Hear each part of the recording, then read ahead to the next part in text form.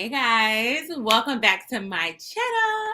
It is B Taylor TV, and today I'm going to have a special guest, which is Miss Queen Shiva, because we had to have you on for this topic in discussion because I am not married. So I wanted to bring on a married woman and give her perspective on why are so many women filing for divorce. So Queen Shiva, she do have a YouTube channel. I'm gonna go ahead and let her explain her channel right quick and introduce herself. All right. Well, thank you, Brittany. Hello, everyone. I am Queen Shiva. I cover a variety of hot topics specific to reality television. But most importantly, what I do is I hone in on the Black experience from a behavioral and a psychological perspective. And I just kind of give my summary, my insights regarding the behavior and the why behind the behavior. So it's a pleasure to meet you all. Awesome. And be sure to follow her. I'm gonna link her channel in the chat below. So we're gonna go ahead and get started, Miss Queen All Shiva. right. Okay, so a lot of men are looking at women, especially modern women, like why are they filing for divorce? Like they choose their happiness over divorce. Even Kevin Samuels have said women have chosen their own selfishness. They're being selfish when they file for divorce. Most likely, statistically speaking, women file at a higher rate than men. It takes men. I guess the percentage is really low for men to file. So why do you think so many women are filing for divorce nowadays? Why is it so easy for people to leave? Oh gosh, that's a loaded question. It is. That's a loaded question, right? But there's so many different dimensions to it. Just from my perspective. Before I answer that, I have a question for you. Okay. You said that Kevin Samuels said the modern woman. Yes. What is the modern woman? So I guess the modern woman is like today's women. Like traditional women are the women who were, married, weren't really working, I'm guessing. Like the women back in the day, like our grandmothers, our great grandmothers, those would be the traditional women. And the modern women would be the women today who are empowered and feminism. Mhm. But the feminist movement, women empowerment, women like today's women. Okay, thank you. So that gives me a little bit more insight. Why are women filing for divorce at a higher rate than we see men do? I think traditionally men didn't, because I believe women have very extensive patience, right? And I did a video on my channel and I talked about the propensity for women to be able to endure long suffering and stay in something and to continue to be patient, to show resilience, to continue to try over a long extended period of time, even when they're uncomfortable. So in the past, you didn't see men filing for divorce because women were willing to stick it out, quote unquote, ride or die. That's one of the first reasons. I'll pause before I go on to see if there's any questions, any reactions to that. No, no, I'm keep going because I'm listening. Okay. You also mentioned work. Men were proud to work traditionally. Mm-hmm. So was it that the woman was traditional or the man was traditional? When Ooh. you think about it, you come on. If we're gonna talk, we're talking. Okay. Okay. So we will call those modern men because they complain about they're modern men, but they want traditional women. And that's what I'm confused on because you have to be a modern man. It's a lot of responsibility that comes with that, Yeah, that you don't have to do anymore. Like you were in charge of most of the bills. There was no thing called 50-50 because women didn't work. absolutely. Well, men were proud. But I also Proud. feel like it is a with the Black community specifically, Black women were always working, whether we were cleaning houses, it was light work, it was women's work, like cleaning houses and, for um, uh, I don't want to say the, I'm trying to clean it up. Domestic roles, more domestic. More domestic, but it was for, let's be honest, Okay. Yeah. home. Hmm. That they went out and cleaned their homes, or they were the nannies and they were taking care of the children and stuff. So they were, what were women, were Black women specifically, were they ever in those real traditional roles, or was that a rich man's sport? So it goes back to the man. So who flipped the script? Was it the man or the woman? Because Mm. now you have men asking for 50-50 from the woman. So if we still go back, who flipped the script? Is it really the women are no longer traditional, or is it the men are no longer traditional? Because when you think about traditionally, men were proud to be the providers. Men were proud to take care of their families. Men were proud to be married. And also the Black women didn't have these really high profile roles because they didn't have access to it. Mm. We barely had access to education. Right, So right. even if she wanted to, she couldn't. So he had to, and he was proud to. Now, men, some men, a lot of men, I haven't heard this from any other men yet. I've heard a lot of Black men say, you need to help support my lifestyle by going 50-50 with me. Let me pause. Okay. I'll pause. Okay. That, okay. So they are blaming, feminists and the women empowerment movement for destroying the Black family and marriages.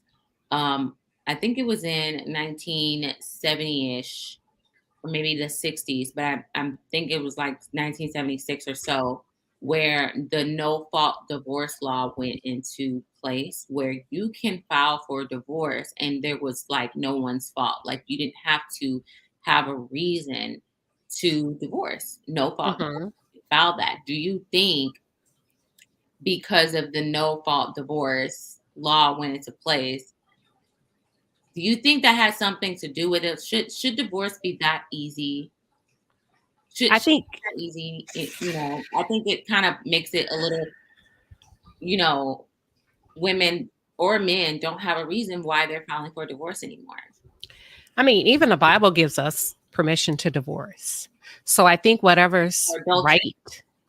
right Yeah. for that couple, I think if divorce is the right option, you rather them divorce than hurt each other.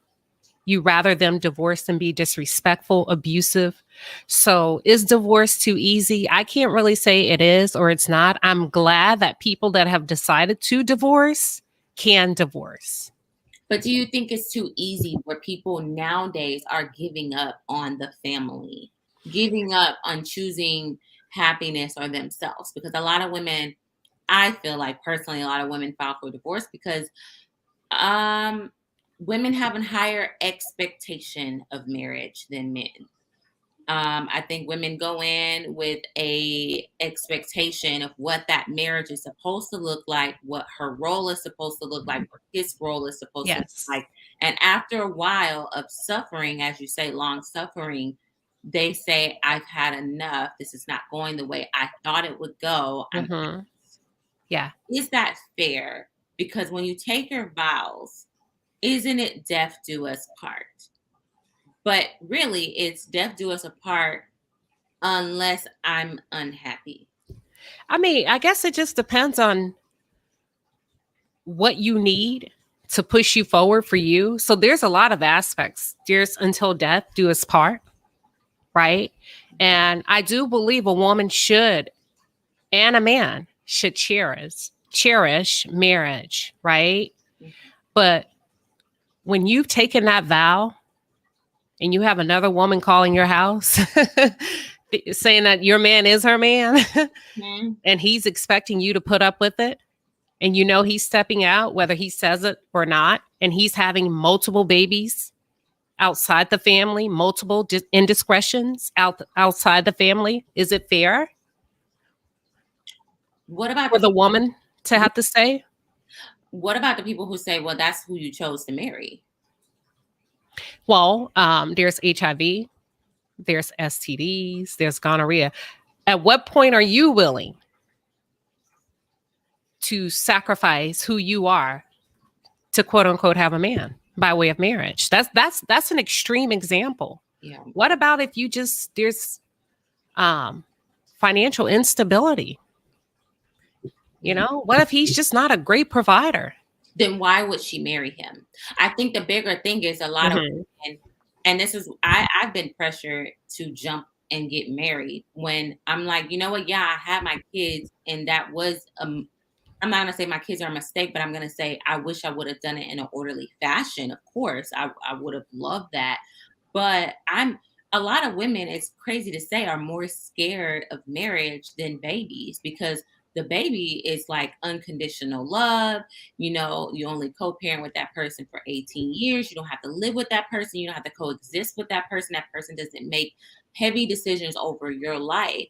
But when you get married, that Right. person is really in charge of your life, your livelihood, how you live, how you wake up, how you eat, everything. Mhm. Like when you come home after a rough day at work, you got to face that person every day, not just your child, but the man Right. you're married to. So a lot of women, I don't think they understand.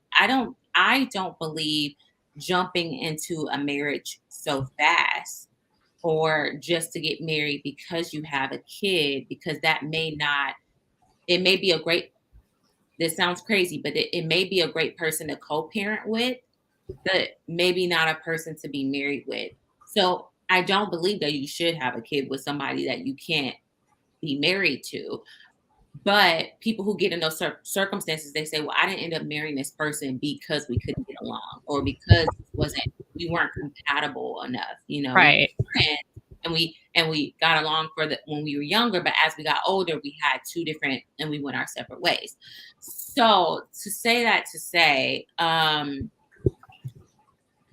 do you think that women are not fully committed when they say I do? Do they think they come in with they're not being realistic about what marriage is? I think women are committed Okay. as a married woman, but I don't think women are committed to being unhappy for the rest of their lives. Um, you don't know until you know. You don't know if he's going to be a good co-parent as a single mother until you have that baby. Hmm. You don't know until you know. And then voila, mask off. You don't know what type of husband or wife you're going to be until you get married. Right. Now, there's telltale signs in the dating. There's things such as red flags, green flags, and you hope that you can rely on that. But it makes me think about the cruise season.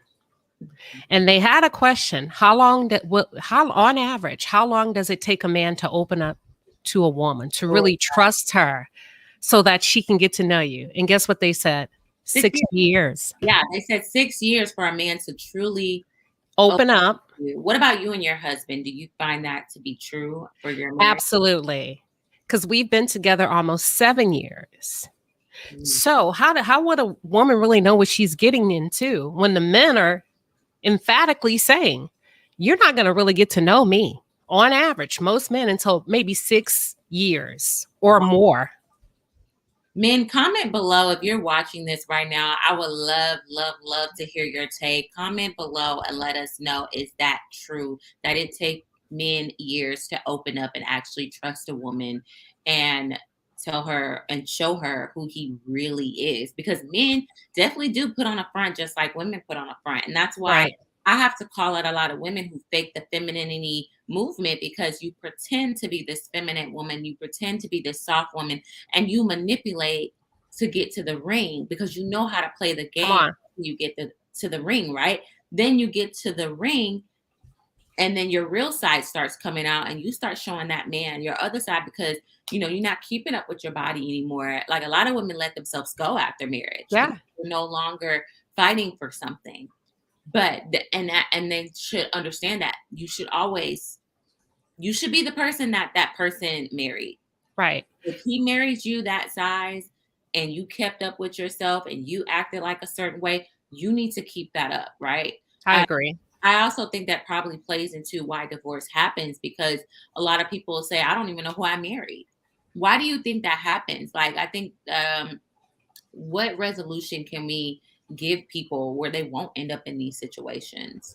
Um, the first thing is too much too soon. Too much too soon. We do too much too quick too soon, and most of us, we really don't want to court.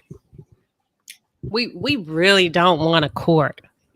I mean, you hear young men Netflix and chill. They don't even want to buy you a sandwich anymore. If we take the true definition of Netflix and chill, they're not going to even take you to Subway. They're getting straight to the point. Take your clothes off, Netflix and chill. So let me stop there. They don't even feel like they have to date anymore, right? And we're skipping steps. We're skipping processes. We don't have enough hats in the ring. Not saying everybody should be sleeping with each other. That's not what I'm saying. Date multiple people. Go out with multiple people. Have a process of elimination, right? Let me pause. Okay. I also want to say that and fight me on this if I'm wrong, but I feel like women like the ideal of marriage, but don't and are not equipped for what marriage actually requires. And I think men come in with low expectations where they're like, you know what? I don't have a lot of expectations for this. That's why they're able to put up with a lot. I think men actually put up with way more than what women think they do. They just don't Mhm. say it out loud. They don't express it in the way we express it. They just Okay. put up with it because they have low expectations for marriage. Do you find that to be true?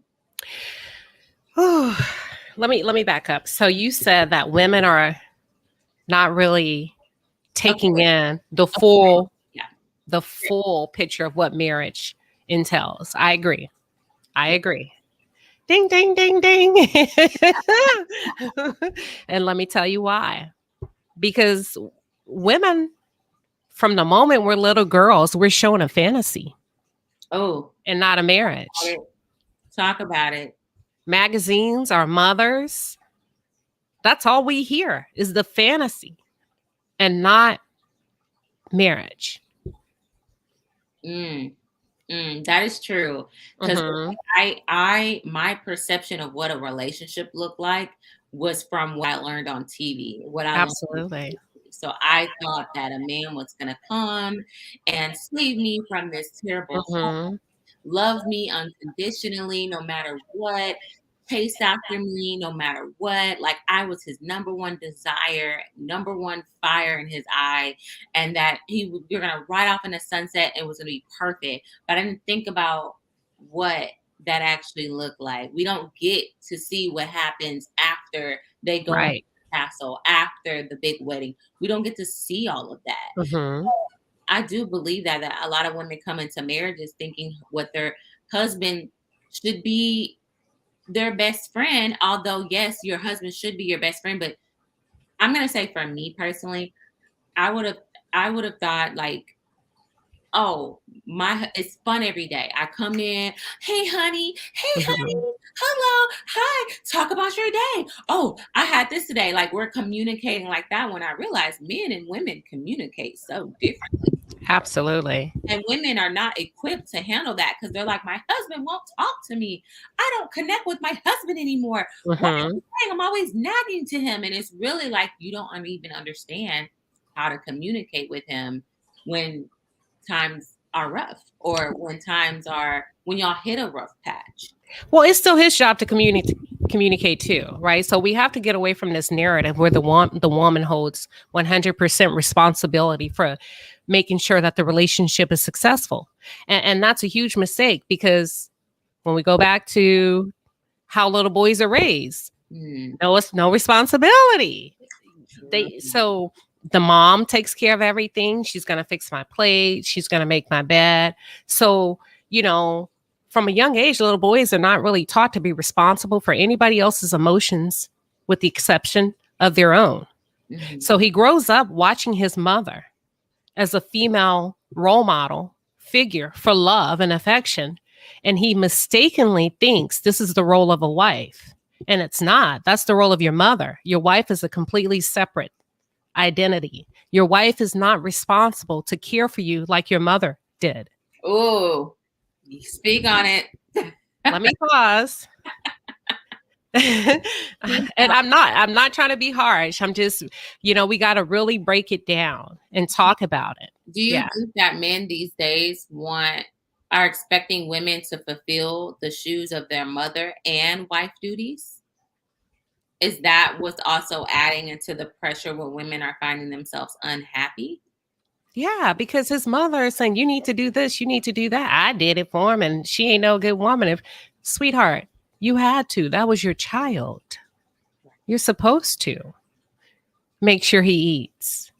You're supposed to make sure he feels empowered so that he grows up into a confident young man. You're supposed to praise him so that he can develop that self-confidence to be able to mature and take on tasks and sports or whatever. And some mothers are amplifying this message. This is how you treat my son. Yep. And it's not. How can she tell you when she's never been a wife? Ooh. What do they call them? The son mother, the husband, son husband, or something like that. Something like that. Where the moms are treating their sons like their husbands, and it's hard for their sons to really actually know what to look for in a woman because they're trying to find somebody like their mom. Do you think that applies for women when they're trying to look for a man that's like their dad? Like some women, if you've had a father, some, and that's so let me back up. Some women, most women that have had a father have had a 2-parent home. Most men that have had a mother have not had a 2-parent home.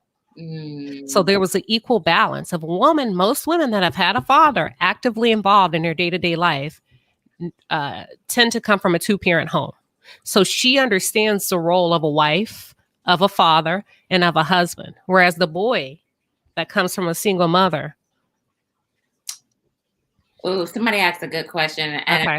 if you guys want to get your question really answered, I would appreciate if y'all can get a super chat going. But I would like to highlight Paul Campbell. Okay. I think women love their children more than their husband. Oh, okay. So most women that have children prior to marriage, being married, and the husband is not the child's father, I could probably say about 95% of the time they do love their children more than their husband. Yes. I'll say this because I have Am I lying? You're not lying. You're not lying because we are programmed to believe that men will lead, that men are not something that is how do you say that? I'm trying to think of a word for it. It's not guaranteed. It's unpredictable.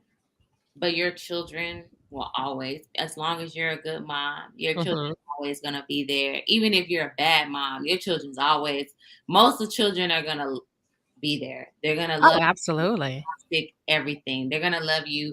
Most children are going to love you unconditionally unless you were just a horrible parent.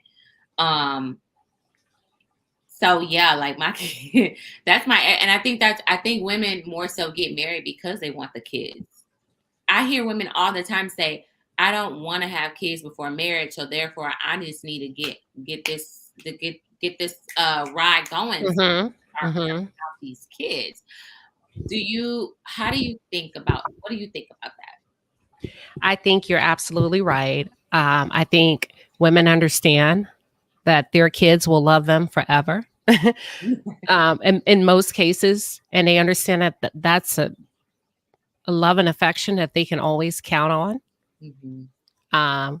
Hence the reason why most want to rush and have children, or what we say rush and have. So yeah, I think you're right.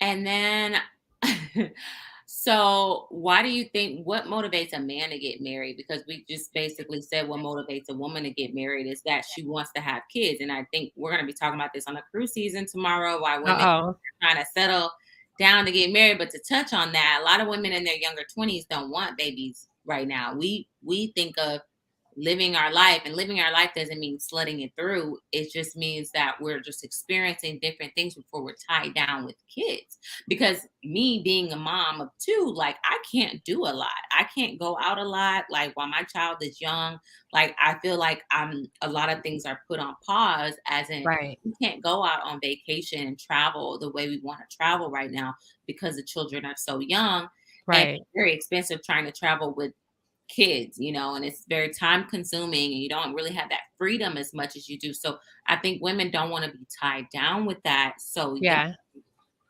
Yeah. which is why when I was younger, my idea was, okay, live my life until I get 25, meet the love of my life, get Hmm. married, have kids by 28. That's literally almost every woman. I Like, said 27. That was like when I was in college. Yeah, I was like 27. it's always Hmm. 28, 27, and it's like get married by 25. Ladies, what was your like plan to get married and have kids? Comment below and let me know what was your plan, because I swear to God, it's 20, 23, 25, meet the love of your life, get married by 25, Hmm.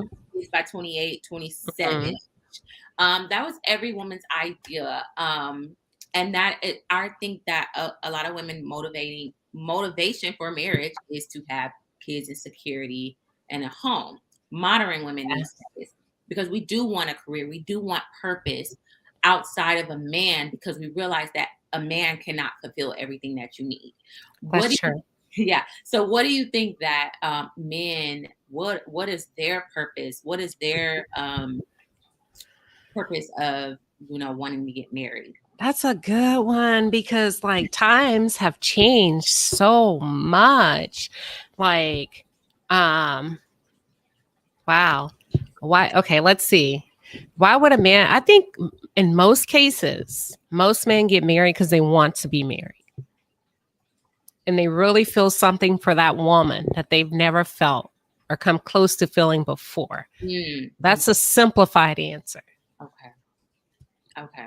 Because I see men, there's so I just, when I think about, okay,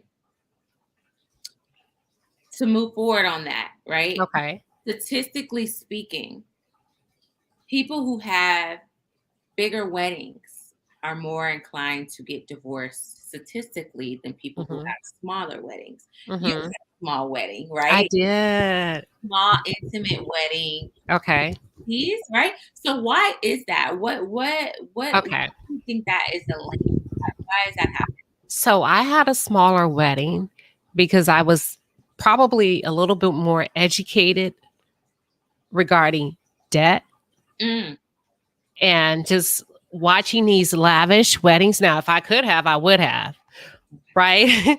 But then the more I got more intel on how much weddings of that size cost and how much debt people go into, I knew probably in my 30s, I do not want to have a marriage that is going to put us in debt okay. because we're going to be angry and frustrated the first couple of years of the marriage because we're in debt. We're not going to be able to do anything. So that was the first reason. Okay. The second was we had just purchased a house, right? So we knew when we moved in together, not in a house, we lived in an apartment together.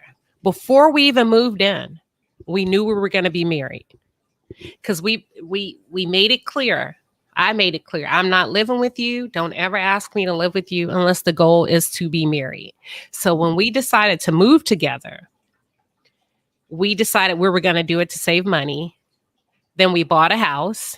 We Okay. started planning the wedding, okay, which was supposed to be in Cancun, like a destination wedding. Hurricane Harvey hit. Oh yeah. Oh, Hurricane Harvey hit. We sent out all of the invitations prior to that.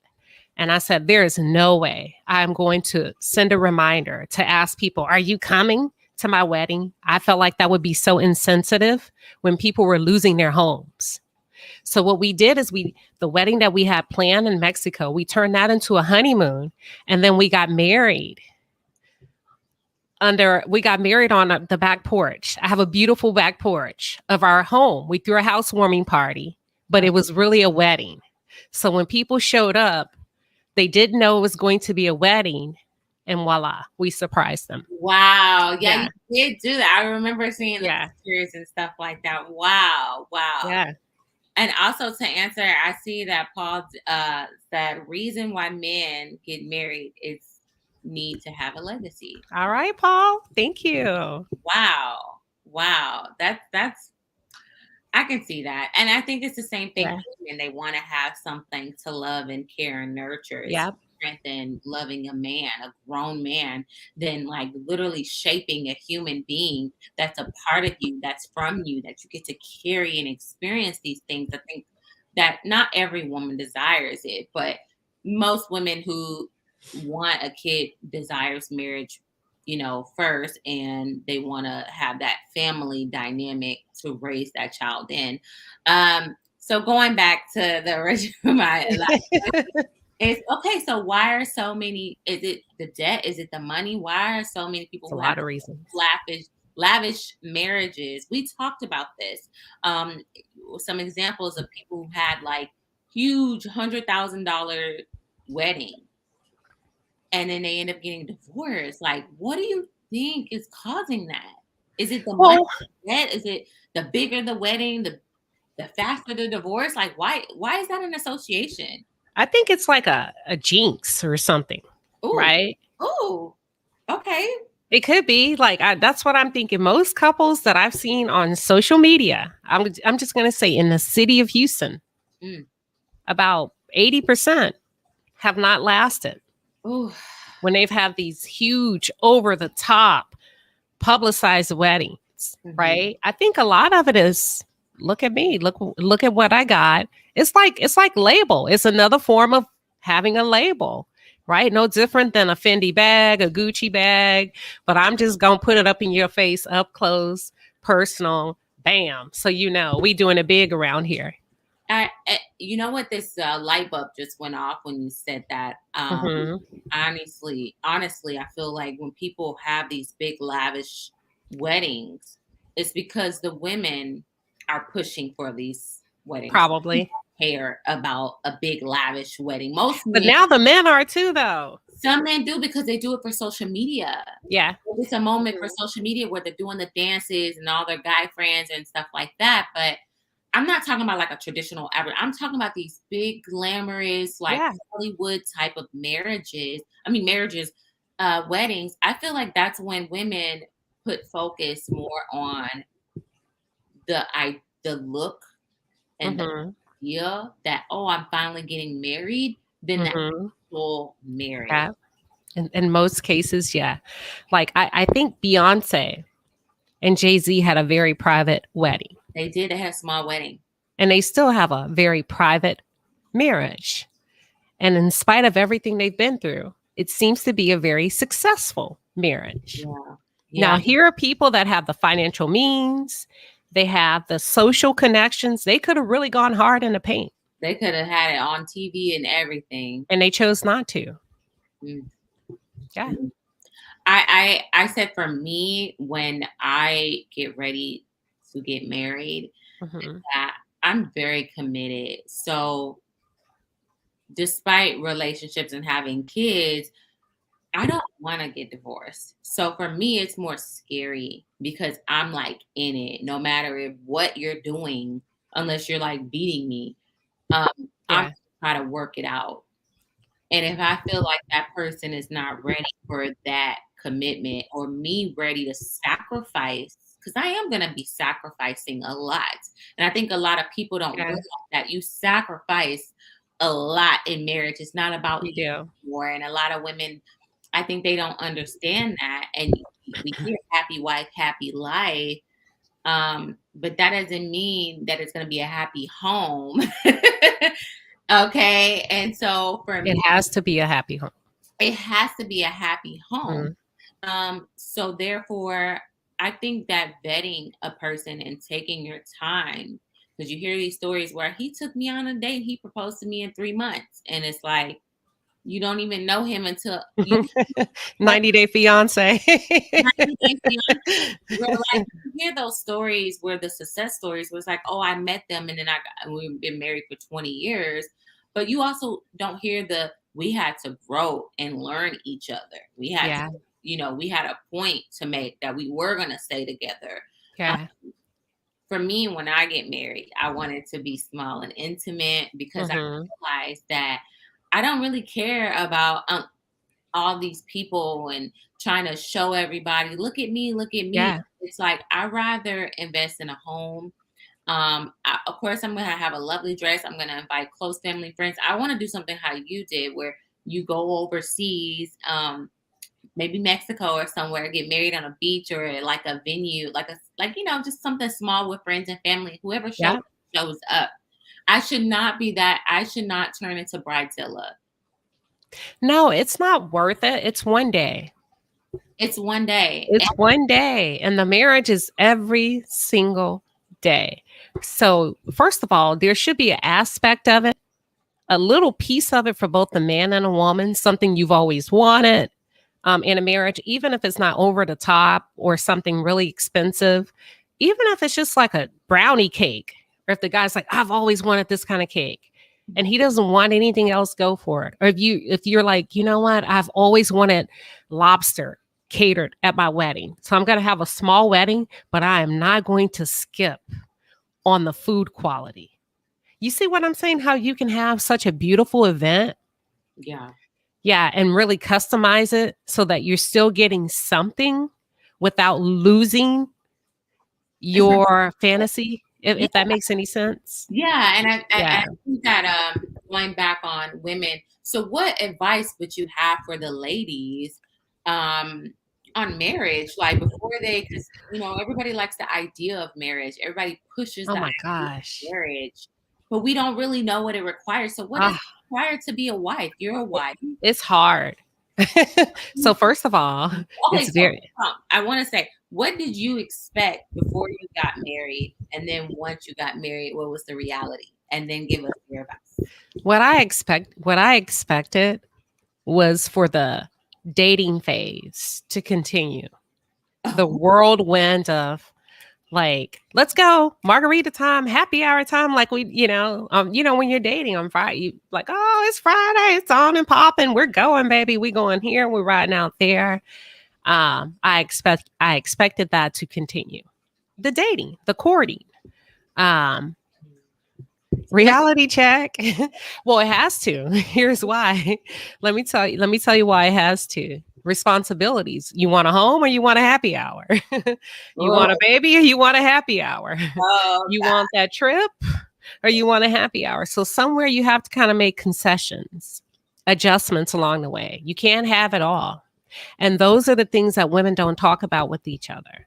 Also, women, they're not going to, and I'm like, why? Men talk. Listen, men will wake up at 6 a.m. in the morning to mentor a young man that's not his child, to see that man grows or have a good opportunity for their future, whether it's sports, whatever, Mhm. because they pour back in. Most of them, if they're asked, they will pour back in. Women, we're not as open to mentor young women. We're not. Oh my God. Am I right? I No, mean, you're y'all right. chime in. So Yeah, we're no. stingy with knowledge. We're stingy with uh grooming young girls. There's a level of resentment, jealousy. Mm, Um, I don't want her around my man. Not all. It's just this competitive, this natural resistance towards each other. So mm. we don't talk, we don't mentor, we don't educate young girls as much as we should. Let me pause. Okay, well, I want to say shout out to the cruise Woo! season. We will be on the Yay. season tomorrow talking about why women, I think it's why women are not getting married at a young age, or we got a lot to talk about. So y'all make sure y'all tune into that as well Yeah, and subscribe to their I channel. just talked about them. Remember? Yeah, you did. And they're about to reach 100K. Like, Oh yeah. during the live, they just hit that 100K mark. But what I was gonna say, the piggyback off of that, Mm-hmm. there is like a code, like where married women don't want to get real with you on what marriage is actually supposed to look like. They don't want to tell you their rough patches without not saying you got to tell everybody your business, but they don't want to give the younger girls the equipment they need. Mm-hmm. Our moms didn't give us that. We just saw them mad and suffering all the time. They didn't give us the equip of what No. it is to be a wife.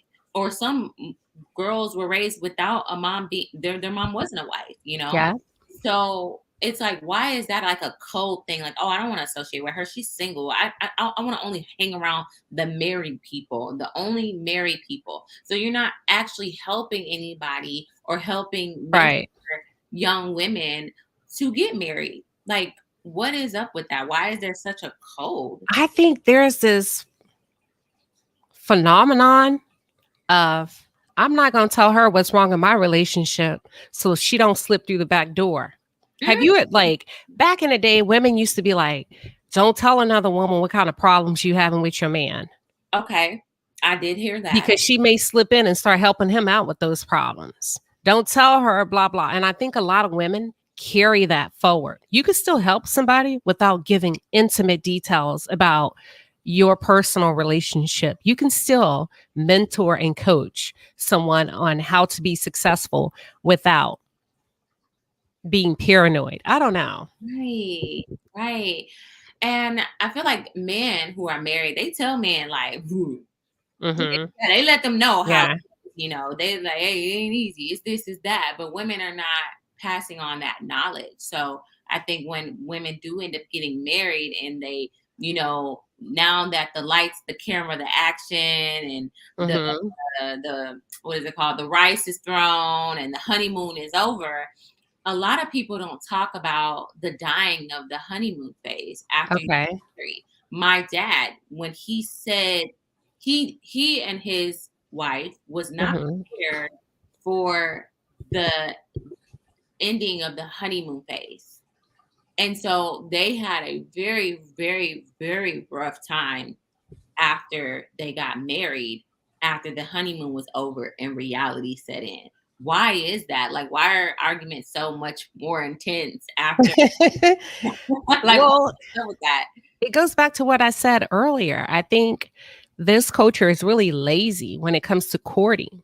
They're Mhm. not talking, expectations. How are you raised? How am I raised? What are your expectations? Now, don't do this on the first date. That's too heavy. I'm talking about when you have entered into this courting, dating phase where you both know that you're only at this, nobody else made the cut.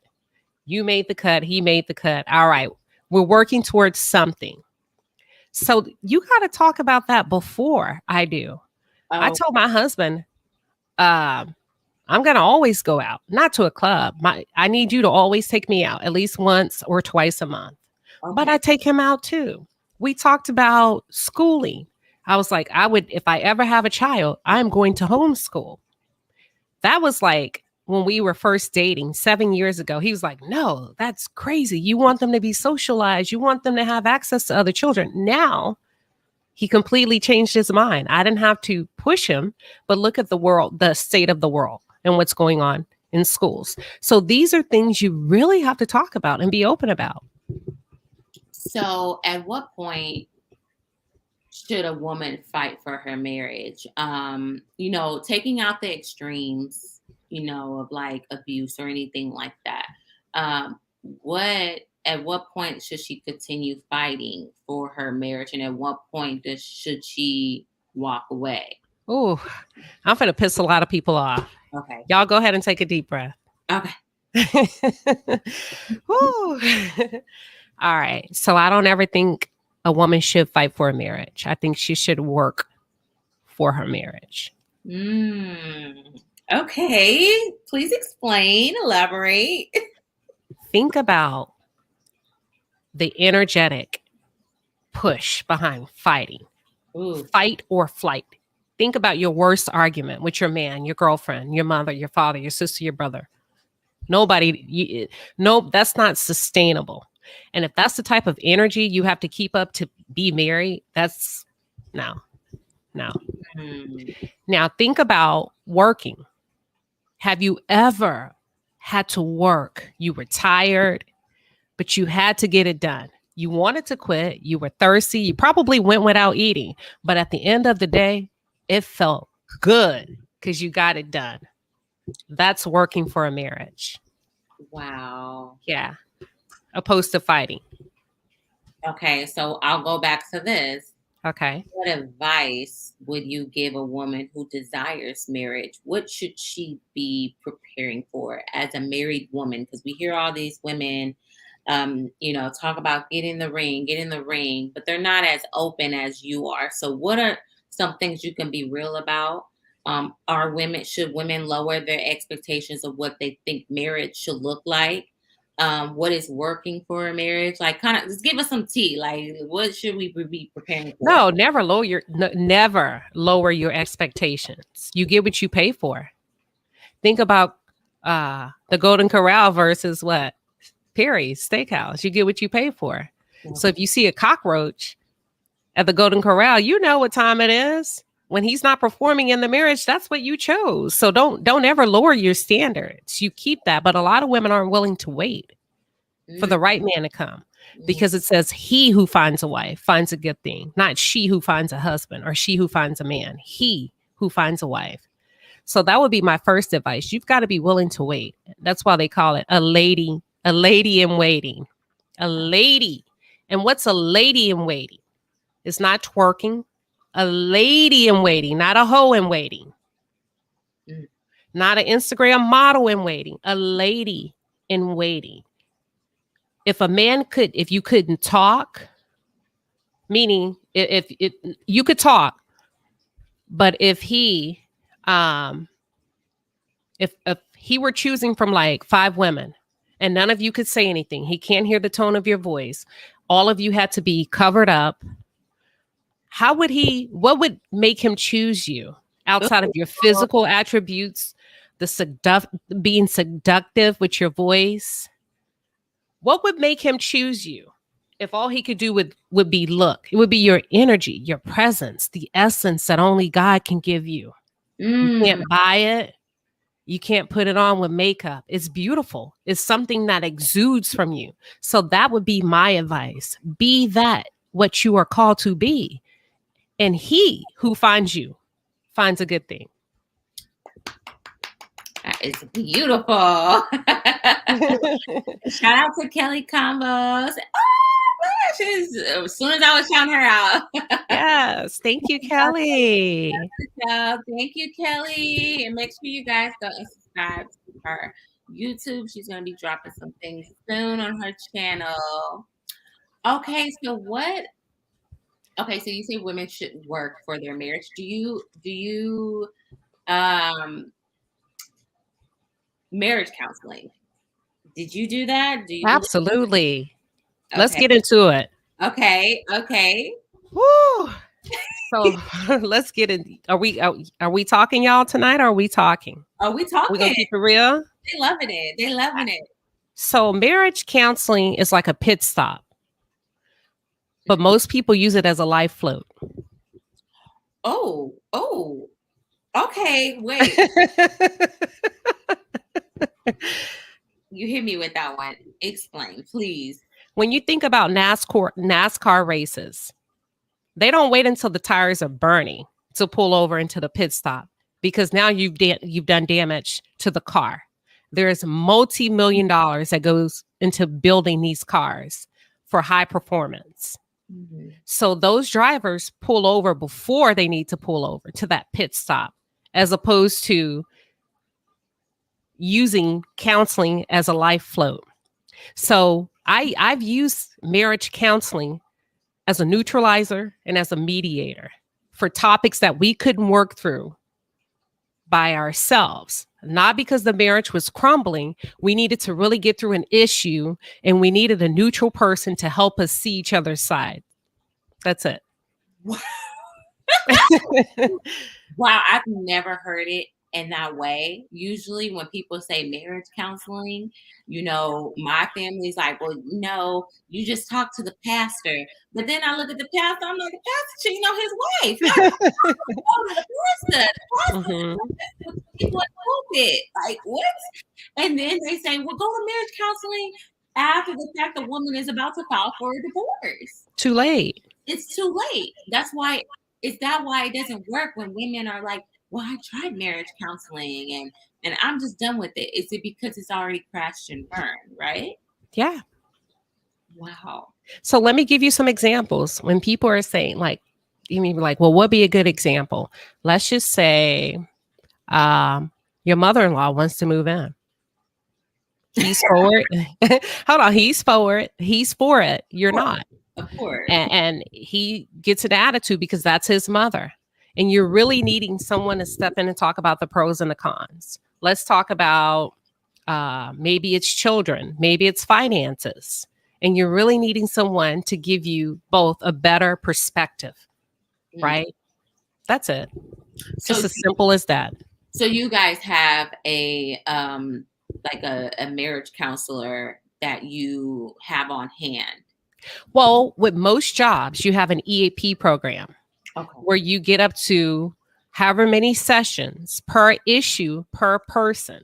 So if it's maybe you guys want to save for a house, so maybe you need financial counseling and you get 3 sessions. So you can go talk to a financial counselor about here's what we're thinking. What steps do we need to take? Here's what I think. Here's what he thinks. We can't seem to agree. Let's say if it's co-parenting, he has children outside of the marriage. He feels like when you go on vacation, all of his 5 children should come and y'all should split it equally.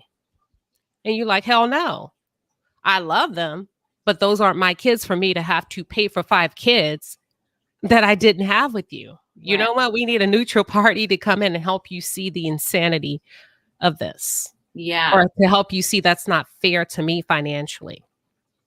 Wow. Okay. So what advice would you have women who have kids and get married? Because there's a lot of women who do put their kids before their husband. And a lot of people had the whole debate and fight about, who's supposed to get fed first. Oh my goodness. That's a good one. Me personally, I feel like any great man wouldn't want to eat before his children are eating because those are his children. Yeah. Or he's just a good man. He wouldn't want to eat in front of hungry children. Me personally, I make everybody play at the same time. It's not about who make his plate and the kids are just sitting there waiting to eat, looking at me like, oh, feed me. And I'm just over here like, he's just eating like a king at the table. Any great man, it's like you don't need to prove anything to these children to feel like a man. Yeah. I'm gonna make your plate. That would be a red flag for me.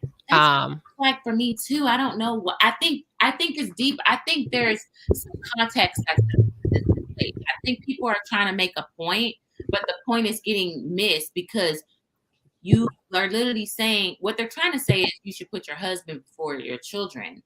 But when you think about food, you think about nurturing. You think about that's how you nurture and provide for your children who are vulnerable. They can't even make their plate if they want to. They can't feed themselves correctly. And as two capable adults, you're basically saying, okay, let them fend for themselves while I, as a man, as a grown man who I look at men like they can take a lot, right? And maybe that's not fair to do. They can take a lot. They could take a lot. I feel like men can take a lot. They'll rather starve and let the kids and the mother is gonna starve before she let her kids starve, right? Yeah. So there's like a hierarchy thing, right? So you feed the most vulnerable. If the man can take a lot of hits, if he can hold off 5 minutes before his food is made, I don't see what the big deal is. I think that's so weird to me. How do you feel about the plate thing? Because I think it's a very dated, old example. And I get it. People use it because the man was the sole provider. Mm-hmm. And it was important that after working so long that he ate. He was tired. Yeah. The mom has been home all day with the kids. They've had breakfast, they've had lunch, they've had snacks. Think about back in the day when, traditional Black women would have those domestic roles, baking cakes and cookies and tea cakes. So those kids would be able to snack all day. Right. So yeah, back in the day, you would have his food waiting. He's been out there all day putting up with racism, protests, being attacked by racists, all kind of crazy stuff that Black men used to go through. Yeah. So that absolutely, in that scenario, yeah, you want to feed him You want him to feel love and nourished when he comes in. It's been really tough. Yeah. But they're not out here fighting no damn battles today. They're not out here fighting no battles. We all out here fighting battles at that point, and the kids are fighting battles Yeah. at school. Like everybody hungry, everybody ready to eat, everybody ready to eat. Yeah. Like And Paul made a very good example. Yes, he would. So it's supposed to be a family thing. wouldn't he? Like my husband, I cook. I don't like them in the kitchen, but when it's time, he's gonna come in and start grabbing plates. But I have my stepson feed the dog. So everybody's serving each other. Does that make sense? Nobody's sitting there waiting to be served because we're all tithing to each other. Yeah. And see, that's the part that people are not, they're getting too caught up on. Man, it's supposed to, I think that, I think that the context is more so putting your marriage before your kids. What do you feel about that? Because I feel like a lot of men, that's why they are turned off from marrying women with kids, or, the divorce rate, or the wife not paying attention to her husband anymore. She's fully putting herself into the kids and investing herself into the kids and forgetting about her marriage. Well, what do you say about that? Women don't do that for nothing. Women don't do that for nothing. Okay. But let me back up. Most women don't. Most don't. I think your mate should come before your kids.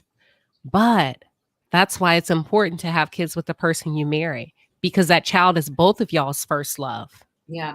Both of you have a shared emotional attachment. It's not a hierarchy. Your love for your child is not superior to your husband's. Yeah. It came from both of you. And in a marriage, you both do what it takes and you both prioritize each other. But now in the world that we live in, that's hard because we're out of order. Yeah, I'm out of order. We all have been, right? We're out of order, but we're expecting people to operate by traditional bylaws and rules. Mm-hmm. You can't reap the benefits of being in order if you're out of order. Oh. So what advice would you have for women who are looking for marriage with kids? Understand what marriage is. Forsake all others. That doesn't mean forsake your child. Know that y'all become one. Your kid can't play y'all against each other. The final no is a no. We work together in this house in front of these kids. Any disagreements will be behind the scenes. We will have a united front. You will not disrespect my husband. I told my stepson that before, and I'm not his mother. Wow. This summer, he came, he asked us for something. We told him no. He came upstairs. He called his mother. He came downstairs. He told my husband, my mom said that I can have blah, blah, blah. And I said, that's fine in your mother's home, but you're in my home. So your mother's rules don't apply here. My husband called her. They have a very good co-parenting relationship. She said, I didn't tell him that. He lied. Ooh. I punished him. And I said, do you know why I'm punishing you? He said, because I called my mom. I said, no, because you lied to my husband. Oh, that's a good one. I'm glad you caught that when you said, you know why I'm punishing you. Yeah. Because I was a step kid. And we can process things very differently than what the truth is. Yes. I'm glad you clarified that with him, because he would have went back. I got punished for calling my mom.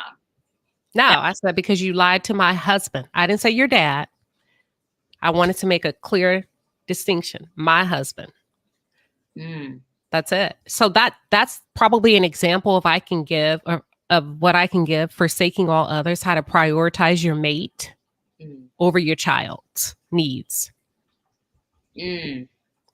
What about, okay, so and this is my advice, and I'm going to have a segment on single mothers and dating, marriage. But also making sure your child is well-mannered, because if your child is out of order and disrespectful, no man wants to enter into a home and deal with that. And it works both ways, though, because a lot of them have kids that are being raised by women that'll wow women. The Mm-hmm. cruise season show like a snippet of a video where a woman didn't want her husband to buy his son shoes because she felt like, Ooh, come son. on, she Yeah, felt like $500 in child support should cover everything. First of all, they'll eat you out of house and home. $500 is not enough for it's not kids, enough for a kid. Nothing. depending on what age they are, right? It's nothing. It's yeah. So why can't he get his son some shoes? Right. And I felt like that was manipulation on a woman's part to try to make him choose. So you see how sneaky ways people would try to manipulate and say, you need to prioritize me first. No, that kid needs shoes. Mm-hmm. Mm-hmm. Yeah. What? Okay. So speaking about money, because that is a number one indicator for divorce. Yes, it is. What is going on with that? Why is that? What? I don't even know where to begin with that because money is a big factor. And a lot of pressure is put on men to provide 100%. Or what is the problem? What is the cause of that? Why are so many Ooh. people filing for divorce over money if that's the person that they chose and married? Money is huge. I know people say, well, it don't matter. It It's matters a big deal in marriage. because the lack thereof will get you evicted or get you put into foreclosure. It really matters. Come on, it'll get your lights turned off. So we have to. So that's another thing. We're not honest. Yeah. Oh, okay. We're not in the dating phase. Remember, I said people are lazy. They don't want to talk about what's important to them. Mm-hmm. Courting. I'm not saying you have to have everything, but here's what's important. And because we don't have those conversations about finances, in my opinion, I feel like today's men have tricked women out of their spot. Just need a moment of silence for that one. We need a moment of silence for that one. Okay, because they know that women fool men with looks and makeup and hair, and men fool women with money, right? Well, I posted a video about TD Jakes and how he says we are raising our women to be men. And men from the manosphere, sorry, no offense, they took that snippet and they posted it all over social media to trigger Black women to say, see, even TD Jakes is saying y'all are masculine. That whole sermon was about men not pouring in as men and men not stepping up to the plate as men. And as a result, women have had to become more masculine in the household. They've had to go out and work and provide because men have hurt them. Men have tricked them. Men have cheated on them. Men are not working, stepping up. Men are not pouring into themselves. All of that he went into. As a result, men have tricked, in my opinion, the men I see today. The platforms most I see today have tricked women out of their spots. They're tricking you to give them 50%. They're tricking you into providing for them. Mm. They've tricked women out of their spot.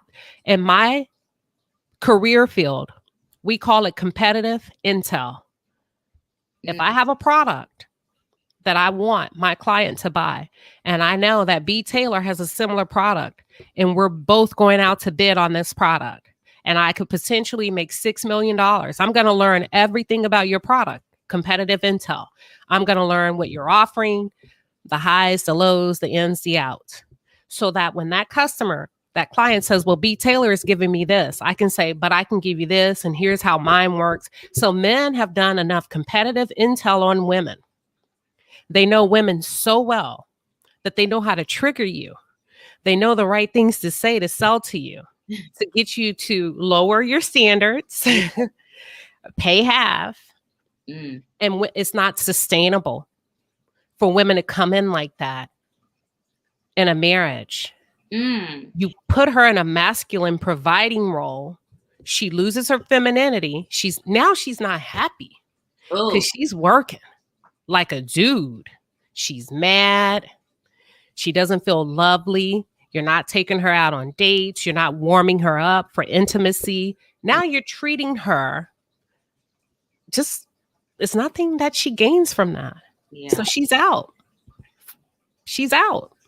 I was my childhood, I was a victim of that. Like my grandmother was very hostile because, at one point my grandmother did not work and she was at home. She was there to pick us up from school. She was there to fix everybody's food, make sure Mm-hmm. good, the house is clean, taken care of. So I actually got to experience a housewife, and then she went to work. And I don't know what happened with the finances of the housing or anything, but she had to work and had to work just as long as he had to work. Yeah. And he still felt like she was still needed to keep up the role of a housewife, right? She would come in, take her anger out on the kids because she didn't want to take it out on her husband, but she Mm-hmm. took it out on us, me specifically. She's complaining, mad, argumentative, hostile, not because she's angry with her life because she's been masculine all day. Then she's coming in having to fix everyone dinner because the husband said he is hungry and he doesn't want just anything. He wants her to cook. So Mm-hmm. you have to get in that kitchen and cook and still play that role. And I'm looking as a kid like, why is he not capable of helping out? Why is he not, why do we have to clean out the bathtub for him? Like he leaves a ring around the tub and we clean out a room dirt. Like Wow, that was deep. that was very deep. And I remember, I'll never forget, I was in the car and she made me scrub out the tub and clean this grown man's dirt from the tub. And I was so angry. I was so angry as a kid. And I remember I sat in there and I said, why do we have to clean up after him? And she scolded me. She scolded me so good and said, you don't pay any bills here. He pays all the bills. She still said that he pays all the bills. Although she works, it was like, no, because he's the man and he pays bills, you need to shut up, be quiet, and do as he say. And it made me as a kid realize I don't want to marry a man like Right. that. I'll make sure I get a job and never depend on a man. Yeah. As a kid, Yeah. I had that mentality. That mentality didn't come from TV or the feminist movement or women empowerment. That came from home because I Yeah. was angry that I had to clean out a dirty ring bathtub of a Behind a grown man. grown man and I was a little girl. And because I was a girl who didn't work, I built up resentment against that. So when I grew up, I was like, oh, I promise you, me and my sister both, we was like, I promise you, we're gonna marry somebody that's gonna help us out. We're gonna marry a partner, not some husband that's just gonna Yeah. expect me to do everything. And I gotta cook and clean and be miserable and take it out on my kids. Yeah. One of the things I promised myself, I said I will not ever come in here, no matter what kind of day I had. I never want to come in here and take my anger out on my kids. Yeah. And I feel like that's a lot of marriages. A lot of women are just saying, suck it up, buttercup. At least you got the ring. You rather have a ring than be single. You rather be married than single because a kept woman is a woman of worth. That's why a lot of men don't want to listen to single women. A lot of women don't want to listen to single women because they put married women above single women. How do Well, you? Mhm. I think because men understand what marriage means from a man's perspective. Mhm. Um, if you think about like men that cheat, right? And they're married. And the one thing most people tell the mistress, he'll never, I don't care how long he's been with you, he'll never, ever leave his wife for you. Okay. She's his end all be all. And maybe that's the, not because I'm using a really bad example probably, but whatever reason that keeps him from not leaving his wife for a mistress is probably the same reason that they value a married woman's opinion. What is that reason? What do you think that is? I think they see her as I really think they see her as a very cherished woman, like the Mm, Bible. They may not have the words, but they understand. Men understand hierarchy. Mm. Men understand uh roles, assignment. They understand that better than women. If you think about, I like talking about lions. Right. Let me talk about a pride of lions. Okay. The male's job, the male lion will fight to the death to protect his pride, even though he can mate with as many female lions as he wants to, because it's important that he, for his legacy, his lineage. Male lions disappear for 7 days at a time because they travel miles spreading their scent to feed off any challengers. If a male lion is challenged by another male lion, they're gonna fight to the death. And if that male lion wins the other one, it's gonna kill all of his cubs and everything. And the reason is, in nature, the weak is not allowed to reproduce. That's why they kill the cubs, because I beat you. So I'm going to produce a stronger lineage of cubs. My blood is more, my blood is better than yours by way of nobility. Mm-hmm. Where was I going with this story? A value of the married woman. Yeah. And I think men understand the value and the wisdom that a married woman that have been chosen by a man offers. But what about the men who marry women and then they do cheat on them and mistreat them, and that's confusing. That's a grown boy. And I think Tony Gaskins has a YouTube page that talks all about that. A wounded boy. Mm-hmm. Oh, Marcel Holt. Married men where I get offended because I'm like, you better step, in my inbox, or, trying to be friends, or an ex who got married. You didn't choose me, you chose her. So why are you trying to backpedal around? That's what you chose. Shut him down. Oh, I shut them down every time. Yeah. I don't believe in any woman entertaining any married man. Don't have conversations with them. Don't inbox them. That's not your friend.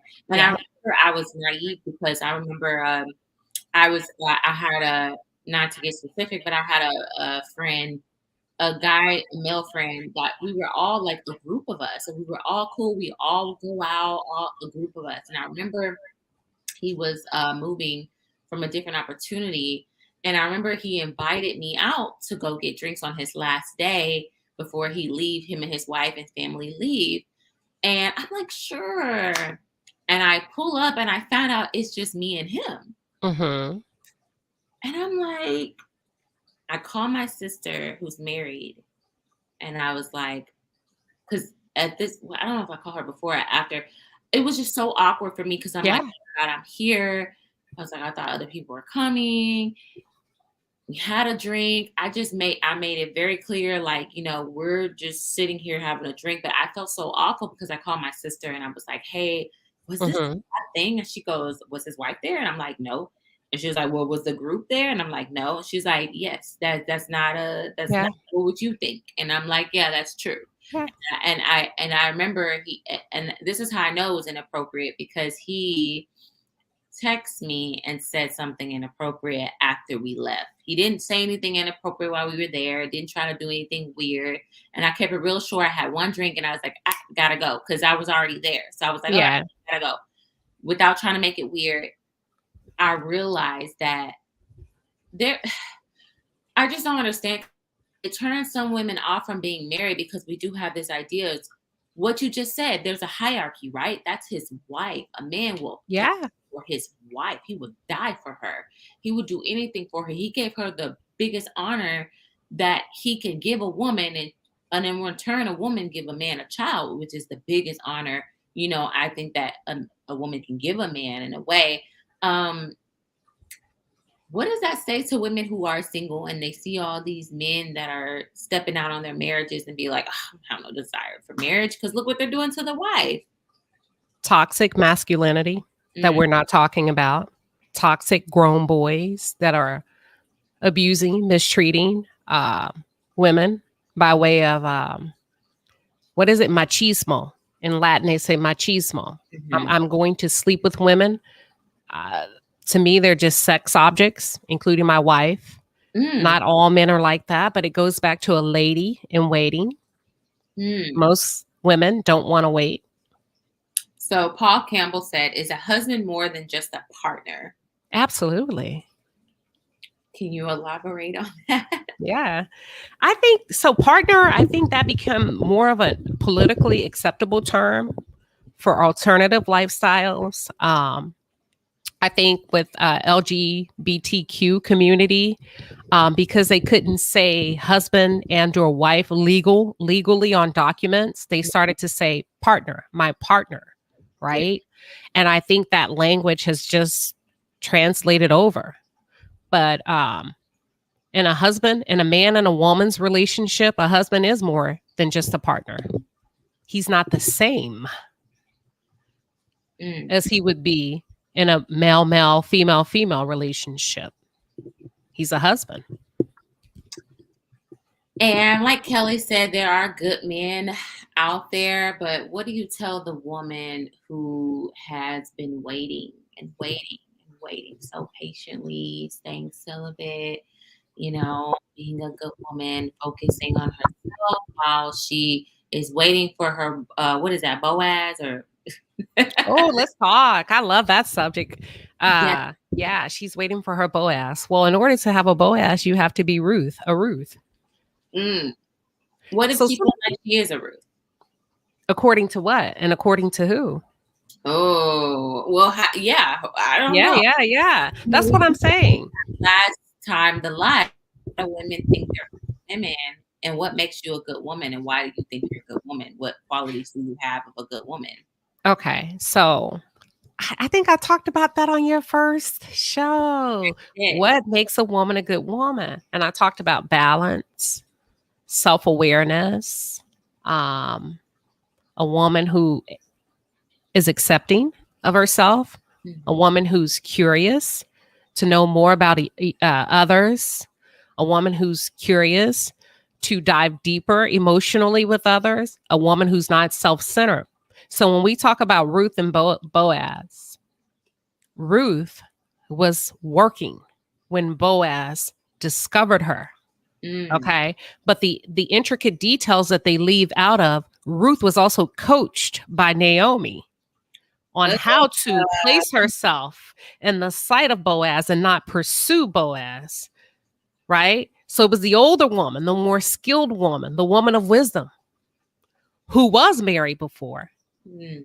okay, who's now widowed, who says, go out at this time, pick wheat, sift wheat, or whatever. He comes out at this time. Just do work and continue to go out at the same time. And eventually he'll notice you. She didn't have to do anything. Her essence, her work ethic was enough. And he wanted to know. He became curious. Who is that? Mm. I said that in my channel in my previous videos, my old videos where I talk about Mm-hmm. mystery and being mysterious, to attract a man and want him to know more about you. Yeah.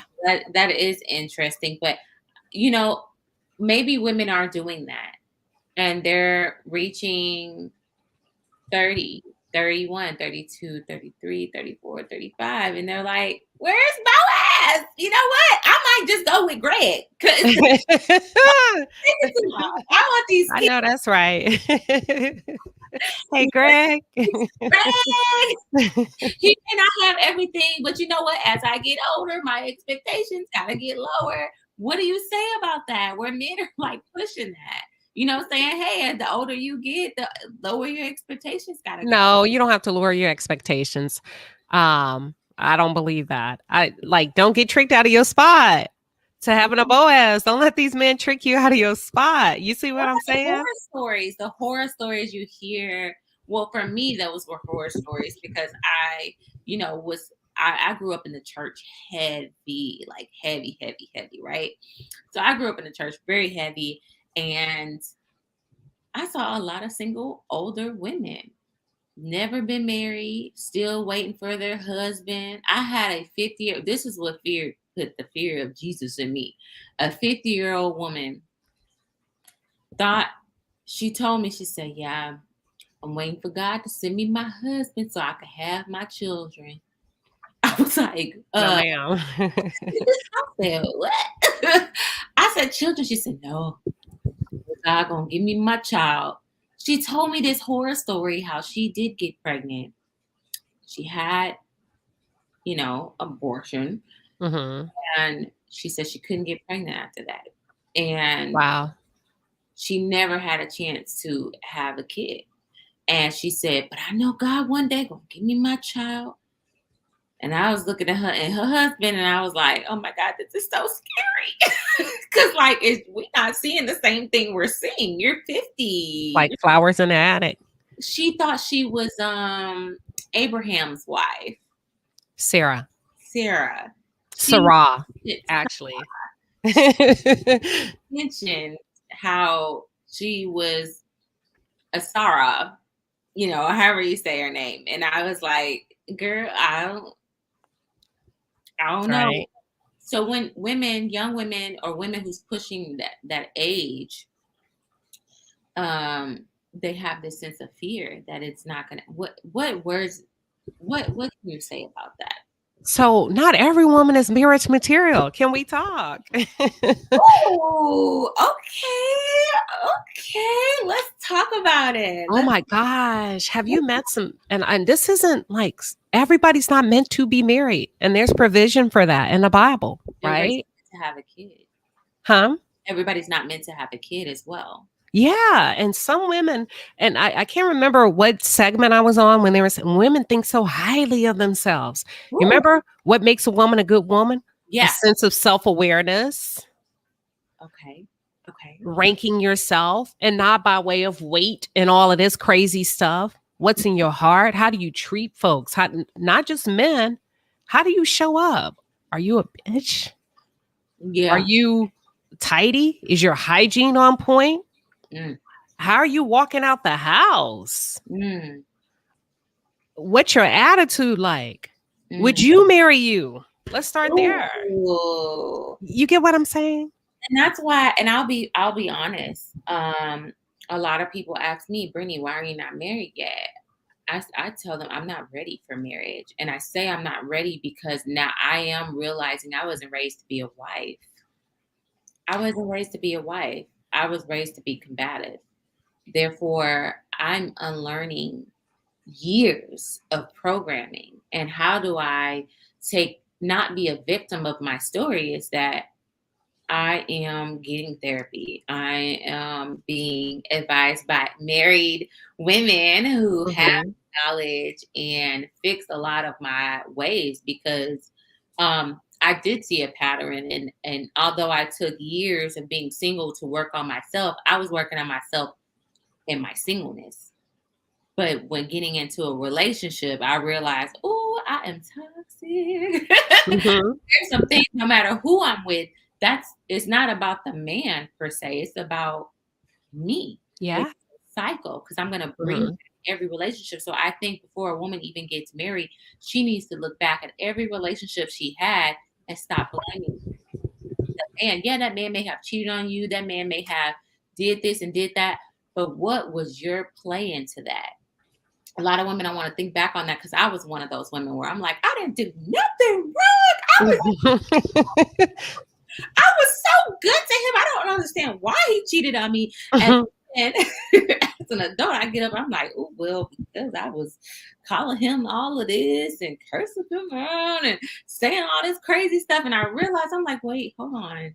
I played a major part in this. Absolutely. You failed yourself.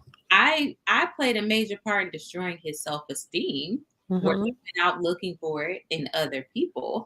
I played a part in not being affectionate as I thought I was, or being supportive, or making. Well, hold on. I don't want you to be too hard on yourself. You don't owe them that. Yes. You didn't owe them that. You weren't their wife. That is true. You didn't know that level of commitment. I'm a wife if you don't show if you show all those traits, though. Say that again. So how do you, because I was also stopping myself from even being a wife, because I did have a guy in the past that initially said he wanted to marry me, but then he's like, I can't. I've actually had two men in my life that in the past that Hmm. said that. And it was things about me that they were like, oh, that's not a wife. That's not a wife. So I Right. took accountability in that because I didn't know. So you can only be a wife to one man. So they needed to say no. Thank you for saying that. Yeah, absolutely. That's not a wrong with you. Mm, That's not my Boaz, and I'm not his Ruth. okay. But see, No matter. I'm gonna push back on that also Okay. because I did need to change. Yeah, but that still wasn't your husband, and you're gonna change. Yeah. It wasn't my husband because I met him at a time where I didn't even see the changes that needed to be made. So Right. timing is everything. A lot of people, you Hmm. meet the right person at the wrong time. That means not the right person. Because I've met some people. It could be the right person at the wrong time. See, I don't know. I feel like if it's the right person, it's gonna align. At Not the necessarily in that moment. I mean, anything could happen. It can. It could be you can meet the right person at the wrong time and y'all can like Trill and his wife, he said that, that it Oh was the right yeah. time and they grew to where they are together now. But that's not everybody's story. I'm saying I push back on that because you can meet the right person at the wrong time, as in, okay, for example, I met a guy who was divorced. He was such a great guy, but was so damaged from that. What made him great? Oh my God, he was so spiritually aligned with me. I mean, we could literally talk on the phone. We talked on the phone from like 9 p.m. to like 7 a.m. in the morning. Um, we were just it was like my twin flame. I would say he was it felt like he was like my twin flame. We would finish each other's sentences. Like it was like we were on the same, I don't know. It was just so much peace there and fun. I felt like so much peace. It wasn't like animosity. It wasn't no arguing or anything. But because he was so, because of I felt like if I met him years prior before he met his wife, we would have been great together because we got along so well. We were like literally friends. But because he was so like, I don't trust women in a way, I don't want to ever get in a relationship. He didn't trust anybody. He felt betrayed. His that marriage destroyed him. It didn't destroy his personality, but destroyed him and what kind of partner he could have been in a relationship. So my question would be, did he draw blood? And what I mean by that, he could have been destroyed by the marriage ending, but what caused the marriage to end? Did you cheat? That's what I mean by draw blood. Who drew blood first? Like, what did you do to They both not? were- You he- get what I'm saying? yeah, they both were wrong. They both were, it was a weird situation. It was like one of those military marriages. Gotcha. It was one, like, Gotcha. oh, I got her pregnant. Let me do the right thing. It was like a military marriage thing, and he really fought for that marriage. And she filed for divorce. She was over it. Yeah. She had her reasons why. She was like, "You're always gone. I'm always here with the kids. I'm not happy. I want to go find happiness somewhere else." Yeah. AKA, why are so many women choosing happiness over working out things with a family, especially when kids are involved? I want to call this out. So the benefit of marriage to a man, scientific fact, when a man marries, he lives longer. When a Oh, when a woman marries, she dies sooner. yeah. Oh my God. I'm glad you Mhm. brought that. That was actually one of the things that I was going to talk about. I'm glad you brought that up. Yeah. Emphasize on that because I why? think women are leaving marriages to live. They want to live. They're dying, Got it. some financially, emotionally, spiritually, and they're choosing life over death. They rather, and men, a lot of men, when you speak to divorced women, right? Hmm. Statistically, when a woman gets divorced, she doesn't remarry. But when a man gets a divorce, he gets remarried. And men, and I think when women experience marriage, they say, you know what? It's I didn't need it. I'm okay. I can die. Yeah. It's okay. I'd rather be single than deal with what I dealt with in marriage. And that's why I say, do women have a higher expectation? And I'm not saying standards. I'm not saying lower your standards. When I say expectations, expectations is what they thought marriage actually looked like and require long term. So don't lower Yeah. standards, but what about your expectations?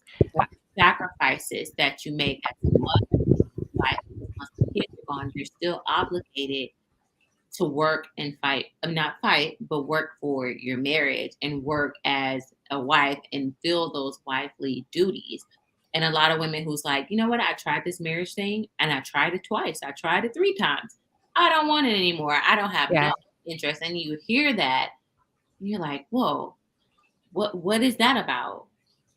What are they not telling us? They Okay. all we hear is, I don't want to get married again.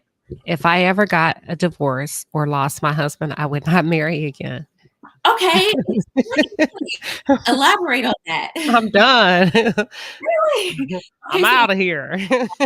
please elaborate on that, and then like how men go out and want to find another wife. I probably wouldn't. It's a true commitment when you take it serious. It's a very deep emotional commitment. I'll give you a tiny small example of the level of commitment that it requires mentally and emotionally. When you're single, and I'm not talking about with a boyfriend or girlfriend that lives in a different house. I mean, in the same house. I'm saying you could be dating, but you're still single, right? Because you're not married. Until you're married, you're single, period. Some people will beg to differ. There's a saying, everything's fair until somebody gets married. Ooh, So okay. it's all fair. I don't know. I push back on that I because understand. a lot of people say single until married until it's you finding out he's dating other people. Say It's that. Say it again. women love to say, I'm single until married, but let a man say that. A man can do that, but let a man actually tell a woman, I'm single until I'm married. Women are not going to take that easy, but Some women. a lot of women, a lot of That's true. they find out that pain and taking But that it's the truth. is the truth. But I'm saying women dish it, but they can't take it, and I can't stand the contradiction behind that because I see a lot of women on these femininity pages, and they're like, oh yeah, you're not single, girl. Go out and let that man take you. All these men take you out. And this man is like hardcore pursuing this woman and their boyfriend and girlfriend. There is some type of commitment there, but the other women are encouraging her to go out and explore different things and other men. But let that man be doing that. You're gonna hear all about it on Twitter, all about it on her Facebook. Mhm. Yeah, these men, they be lying and da da da da da That's true. out there. So why are we saying that when in reality we If can a woman's giving another woman, in most cases, advice to see someone else, it's because that woman has shared something where she's not happy, she's not being fulfilled as a single woman that's fully committing to this man. That would be so I gave that advice earlier. I said, y'all should be having fun. And that don't mean sleeping with everybody, men and women. I told my stepson, he's like a handsome young boy. He just turned 13. He's tall. I said, listen, let me tell you something. Don't you be having no kids. I know you're only 13, but I'm going to tell you right now. When you get 18, 19, whatever age, 22, you're supposed to be jet setting around the world. You better go to Paris. You better go to Mexico with your friends. You better go taste the best food in the world. Don't be trying to sleep with some girl and have kids. That will be the worst life you can choose for yourself at a young age. yeah. Okay. So why are women giving that advice? It seems off because women don't mentor each other. So when you hear it, like in these one-off situations, it sounds so rogue and so liberal. But if women could really tell you, that's what we would say. Don't you let him tie you down. Because you better believe most men, until married, they are single, whether you know it or not. and I would knock a head off. But Well, I mean, you can knock his. I mean, it keeps swinging. pathetic. Throw them right hooks and left hooks, and But then that makes you feel right. But then that makes you feel like, if you're doing this while we're in a relationship, then what makes you think you're gonna stop doing it in a marriage? he's not. She's not. I'm confused. Hold on. No. So I said date around, court. Mhm. You remember I said earlier, until the both of you decide that y'all are with each other and not seeing each other. That's what I'm talking about. Okay. But most people date immediately and they get their feelings hurt. Oh, that used to be me. Because yeah. I used to do that all the time. I feel like once we start talking, but my mistake is that I would think that we're being committed to each other. And, that's why I don't believe in sleeping with someone until there's some type of commitment there. Not a promise, not a, oh, we kicking it, oh, we cool, oh, I'm only messing with you, oh, we Mhm. well, you don't have to be sleeping with anybody like that because they're not obligated to stay committed to you just because they're sleeping with you. And I used to mix that up, thinking like, oh, we go Yeah. together. Like what's her name? Young Miami said, we go together. We go together. Real bad. Real bad. That was me. I used to be like, oh, we go together real bad. Like, yeah, we mess with each other. But what is he doing? Right. He would act like a boyfriend, right? They would act like a boy. It's like, well, he's acting like a boyfriend. He's asking me where I was, like, trying to get all jealous, or he's spending the night. He's taking me here. I met his mama, but he never made me his woman. I don't think he was acting like a boyfriend. I think he understood the game. Most women don't, because most women, we're not talking to girls the way that men talk to boys. Number one, I think most women, I don't think there's, if I could tell women something, whether you sleep with them, I do not advocate jumping in too soon with sex. However, don't be tricked and fooled that just because you wait, he's going to treat you right. Oh, okay. That's a huge misconception. Please. Men are like tigers. They can outweight you. They can wait and lay low in the cut, conceal their true intentions. So don't think because you make a man wait that prioritizes you in his heart. It doesn't. Oh, okay.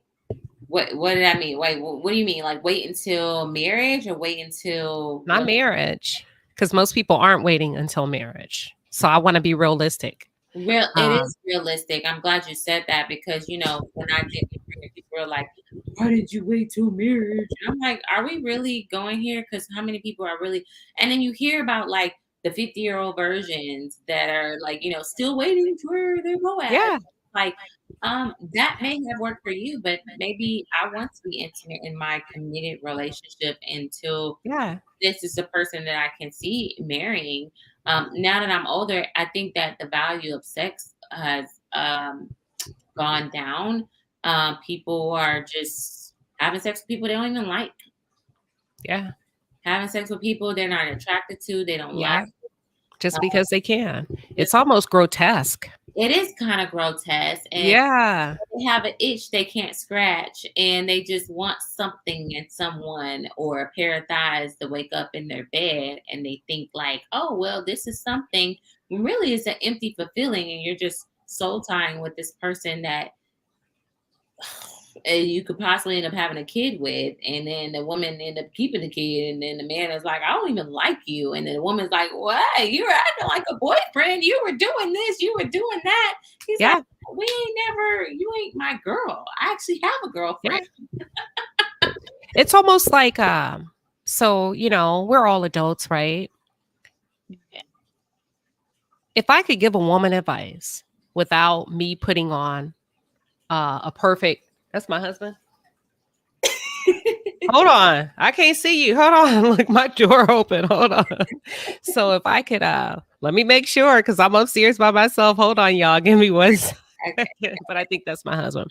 So if I could give a woman advice, how will I know, right? I've waited 3 months. He seems to be the one. I'm really trying to do the right thing. It's unrealistic for me to wait until marriage, which I most certainly understand. I'm not advising that you do or you don't. I'm just saying I understand, right? With wisdom comes understanding. But how would I know if it's right for me? Number one, trust your heart, trust your instinct. Does it feel right? Does Mm, it feel like you're connecting with him intimately? Or is there something that's just missing? And women, you know what I'm talking about. And these are the things we're not mentoring younger women about, mm, right? Being intimate over and over with the man that you just can't seem to connect with, but you do it because you feel like it's your duty. So mm, that aspect is missing. I would probably tell her, caution. I don't care how long you've been with him. Maybe he's had too many soul ties mm. with other women. So now you're rolling around with all these different sexual spirits, right? Maybe you've had too many soul ties. You get what I'm saying? Mm. So there's something missing with that dynamic, because that's the most intimate place you can go. And if it still doesn't feel right, you probably need to call a timeout. Mm. Is that too much information? No, that's not. That's some great knowledge right there, because we can preach all day, don't have sex, don't have sex. That's not reality. That doesn't Yeah. stop people from doing it. Just like, there was a ban on smoking weed, and you know how many people were still doing it, so it's like we're gonna have to work with real reality. And reality is people are having sex. So I'm glad you said that, but it looked like she went out. Let me make sure, because her husband, like, make sure that's her husband.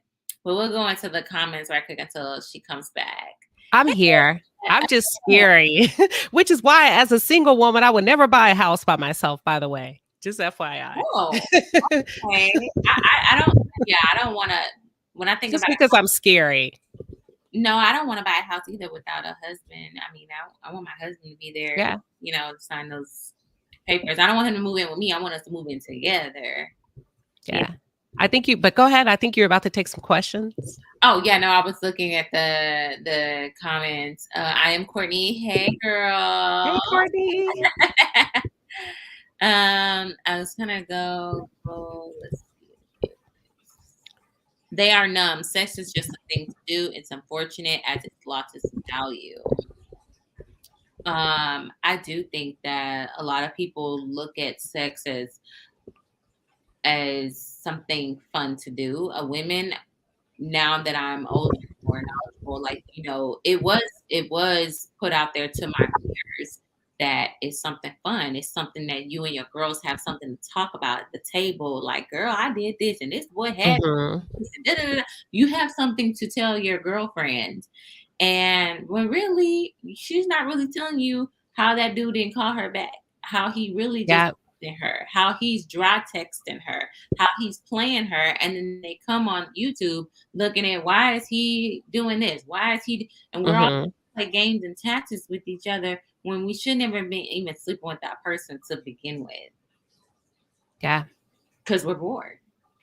We're bored and we want something to do. We want to feel good in the moment. We want to feel like, we think that's empowerment. Well, I don't think women are as comfortable saying no as we would like to think that they are. Oh my God, I please. mean, I don't know, like, bored probably if she's more sexually fluid, but most women don't feel like, and I'm not talking about the R word. So let me not confuse that, because I don't want to say that and have YouTube pick that up. Yeah. But a lot of women are not confident to be in that situation and say, hey, listen, you need to chill. Get your hands off me. Like that. I'm not, I don't know. I just think most women become really uncomfortable.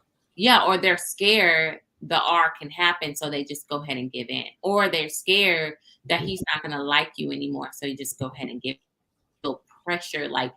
Or like when I was in college, I had got myself in a situation where I was naive to think I can spend the night at his dorm room and we could just watch a movie. And we had before, right?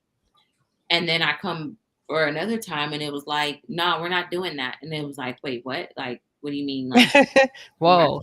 What do you mean? And he was like, nah, you know what time it is. You came over here. You know what time it is. And I was like, well, I got myself in this position. So it's like, and that's so sad to think about it like that. That's why. It's like, who taught him that? And who taught you that?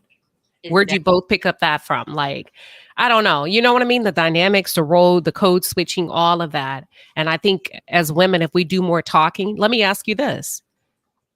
Before you got in that situation, who do you feel would have been the best person to kind of prep you for that advice? Hey, listen, sometimes be very careful when the amount of time you spend with a guy after a certain time. Would that have been better received from a woman or a man? Oh,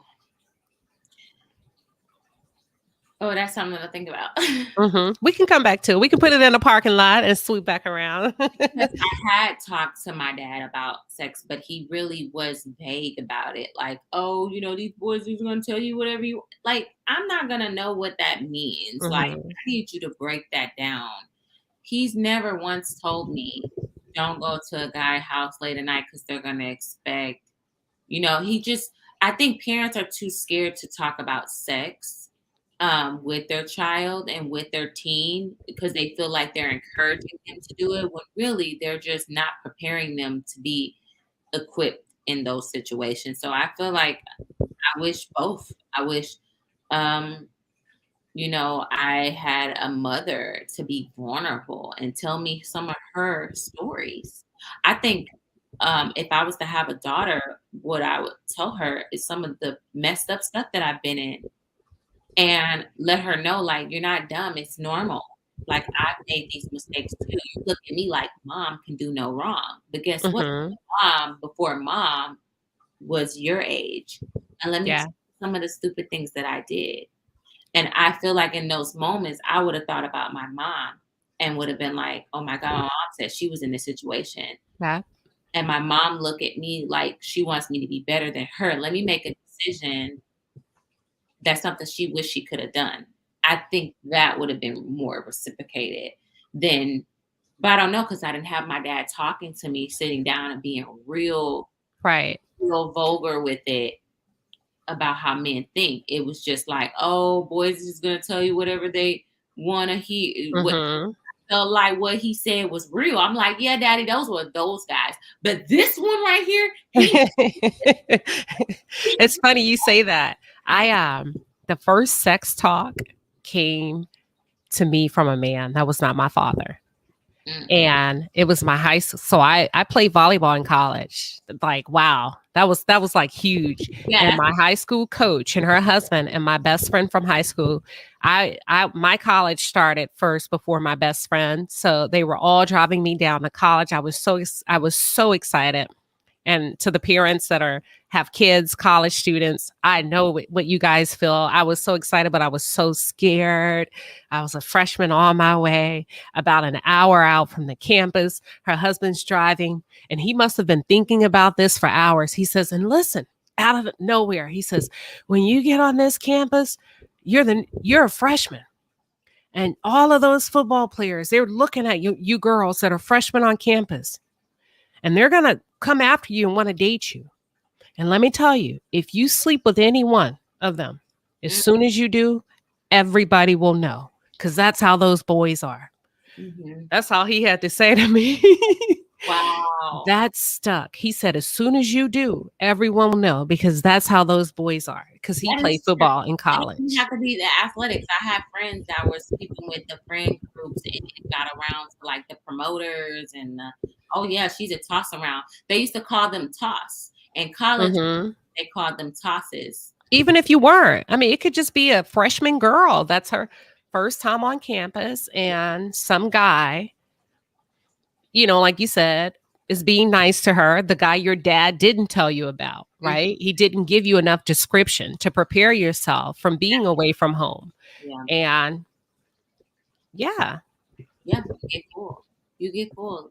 Trust me, I know. I felt like I wasn't equipped at all, and I had to learn a lot of things the hard way. My sister was protected because she met her boyfriend since high school, so she Mhm. didn't have to go through the things that I had to go through, especially walking around as a woman with such low self-esteem. You could tell me I was beautiful and pretty and something so special inside me, and I'd be like, You are beautiful. So "Oh, they weren't lying. you know what? But I it was just, I just took it for what it is. And it wasn't just any guy. It was a guy that I was like, you know, I'll say this. Mm-hmm. I know it's kind of getting off subject, but I'll say this. When I met a guy and I felt like at the time I didn't have the best self-esteem, I felt like he was out of my league.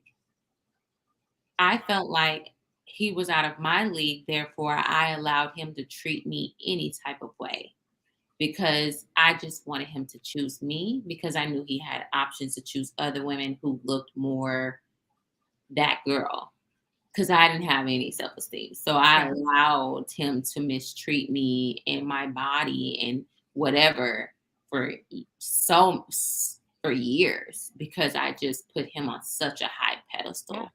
Um, so going back, when women are more self-assured of themselves, you won't put the wrong man on the high pedestal because you're already on the pedestal yourself and you see what you're worth.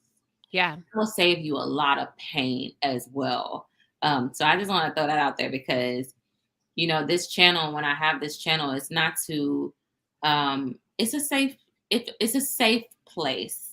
Mm-hmm. I'm a woman full of mistakes, but my mistakes is what got me here to tell my story and journey. I don't think that love is lost, hope is lost for me or women that are like me. That's why I'm glad to bring you on because I'm still learning and I want my audience to learn from a woman like you who are getting impatient. And like I said, they're going for the Craig and the Craigs. And, he may not be Boaz, but he may have some Boaz tendencies that Some like, Boaz tendencies. right, Take the B out and put an H in there. right, I'm just right. kidding. And not I'm just kidding. a bozo, the clown.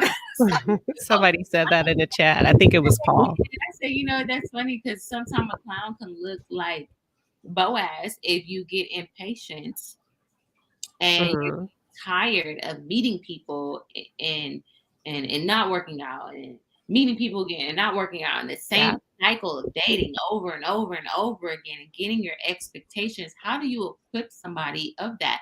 Should they just say, oh well, should they go into it wanting to get married? Should they go into it saying I may or may not get married, I may or may not have kids? What should Yeah. be mindset? I think you don't know until you get to know the person. You can't. Okay, let me back up. You should know. Let me stop. You should always know what your purpose and your intent is. Mm-hmm. That's completely different than going into it with that because you can't go into that with everybody. Yeah. So I always knew I was going to be married. You see the difference, the confidence? I always knew I was going to be a wife. I just didn't know whose wife. Okay, so what would you say somebody like me? Okay. Because So I want to be married. I'm going to be married. I will marry. Okay, I'm going to be married. Yeah, I'm going to be a wife. Say that. Mm-hmm. Okay, I'm going to be a wife. Yeah. But I could. Okay. But you have to believe it. I Right. believed it. Yeah.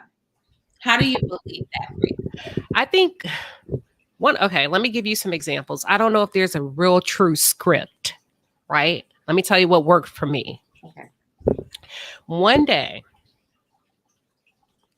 I remember telling God, make me beautiful on the inside because I knew that was an important feature and a characteristic of being a wife. I knew I had to be beautiful on the inside. I didn't know what that mean, but I knew I needed to ask for it, which means I knew enough to know I was missing it. Self-awareness. Remember what makes a woman a good woman? Self-awareness, knowing where our deficits are, not telling ourselves a lie or wrong story. I just approach it different than some women. Opposed to picking women apart, I identify opportunities and I just say, have you thought about it this way? So I asked God to make me beautiful on the inside. And I also wanted it to be reflective on the outside because I knew once it came about on the outside, I would attract more beautiful men and more beautiful spirited men. And then I would be able to do a process of elimination. That's the first thing. Go ahead. Because I would say, I was talking to my therapist, and one of the things I kept saying was, this person, this person, this person. And she goes, well, what did you have? Were you the cause of that as well? And I have to look at my own self and say, I have broken people. Like, I was always walking around as the victim, but I have to also say I have done things to break people as well. Mm-hmm. I have to take accountability in that, and my part that I played in that. And when I notice these things about myself, I'm like, okay, so how do I become a better woman? So you say one of the things is like asking God to make me beautiful in the inside, because that's what a wife requires, right? For me, I thought I needed to possess all of those soft traits. Y'all say feminine. I don't limit God to feminine, because that's black and that's white. Okay. I want it to be all encompassing. So I wanted him to do words that I didn't even know that I needed in my spirit. Does that make sense? Yeah. And I wanted him to go take me to places of beauty I didn't even know I had, by way of conversation. I never thought I would. So when I was asking for that, that transcends not only into a marriage, that transcends to platforms like this. Make me beautiful. Yeah. Conversations like this. You see what I'm saying? You see how he can open up a realm of opportunities, not just specific to marriage, but when you say make me beautiful, make me useful. I want to be a wife. I want to be a helper, not just to my husband, but to my community, to myself. All of those things that you really know you need to be effective as a good person and then a good woman. You ask for that. So you being a wife, Mm-hmm. tell us, what are the qualities other than what you just said? Okay. Is it being a wife? What are those qualities? I'm extremely patient. Oof. I didn't used to be. I used to pop off. I used to pop off. I'm nothing like almost nothing bothers me except a little like messing up my house when I fluff my pillows, and if you don't put the pillow back. I'm extremely patient. I'm very nurturing by way of, I feel like, you have my gumbo. Okay. I love taking care of things and people. I'm very understanding. Okay. Those are some of the beautiful qualities. I don't need a lot. Okay. Elaborate. As a wife, I don't need a lot of self-assurance from my husband. Because you remember I asked for that before I met him. Okay. So I appreciate everything he does because I don't need a lot. Okay. Is that and what I do need, I ask for. You don't assume. No, like if it's been a little bit, I'd be like, hey, it's date time. And I don't want to go to the Mexican restaurant. I want to go to Perry's. You see, whereas some women sit and wait and they become resentful because he's not doing it. Yes. Ask for what you need. Guilty. Yeah. I want flowers. Ask for flowers. Say, hey, I really like flowers. I know, if money's an issue, maybe once a month, Randall's has them on sale. Yeah. One thing at a time with men, though. They can only process one thing at a time. Don't be like, I want flowers. And then you need to go wash my car and my tank is empty. And did you know the dog threw up on the couch? One thing at a time. That's me. I'm like, I did. Just one thing. Okay. And then what else? And then give him time to implement it. Patience. And then when he does, acknowledge it. Okay. Like, I'm not like foo-foo. Like, oh, you're such a good man. I'm more like, I see you. He's like, what? I was like, I see you. I see you trying. Thank you so much. And that's it. That's how but that's my personality. right? Yeah. Let him know you see him. He's a person too. Show him love too. Mhm. Take him out. Like I went, somewhere. I don't even remember. Oh, Costco. And Costco has some really cute little clothes, y'all, by the way, like cute little tees that you can just throw on, hoodies to wear to the airport, right? Like airport outfits. And I was like, oh, that's cute for an airport. I'm going to Atlanta. Da, da, da. I just kind of snatched up a couple of hoodies for my husband. It's like, oh, I got you a little gift. Nothing spectacular. Like people try to make you feel like you have to do just little trinkets of, I thought about you, you know, to let him know that you see his needs as well. You're showing affection. You're giving gifts. Let me pause. Okay. I received that. I received that because I feel like women, we were raised to receive um, and not necessarily think about, how a man would feel receiving as well. Um, I remember for Valentine's Day, my sister was, That's my favorite holiday, by the way. it is mine too. You get it? It's not a holiday, but I made it one. Okay. Serious. I don't celebrate, but I do, and I make a big deal about it. Mm-hmm. I remember my sister asked me, like, what did you get everybody? And I was like, nothing. I have boys, and I didn't even get my son something for Valentine's Day. My sister said, why didn't you do that? And I said, well, I didn't think that you're supposed to give boys stuff for Valentine's Day. She goes, yeah, you do. I gave my husband something. Men want to feel good. They want you to give them something as well. Because I see women on the chat. But think about it. Okay, pause. Okay. Say that again. What'd your sister tell you? Oh, men want to, Lord. Men want to what? Feel good. Well, yeah, feel good as well. Men want So, to as well. I'm not agreeing or disagreeing with her, but she's encouraging you to do something for your son that she does for her husband because men need to. So I don't know. That's like, you get what I'm saying? Yeah. It's not right or wrong, but you remember we were talking about the son husband thing. Yeah. Yeah. My son gave me something for Valentine's Day. He picked out something. That's sweet. Yeah. He's like, Mommy, I got you that. And I did not. And I said, I felt so bad because I didn't really get anybody anything for Valentine's Day.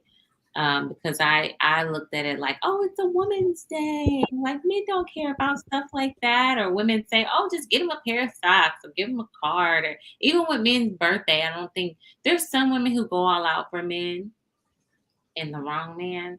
And then you hear about those stories where like she went out and did all this stuff for his birthday. Then he had another chick.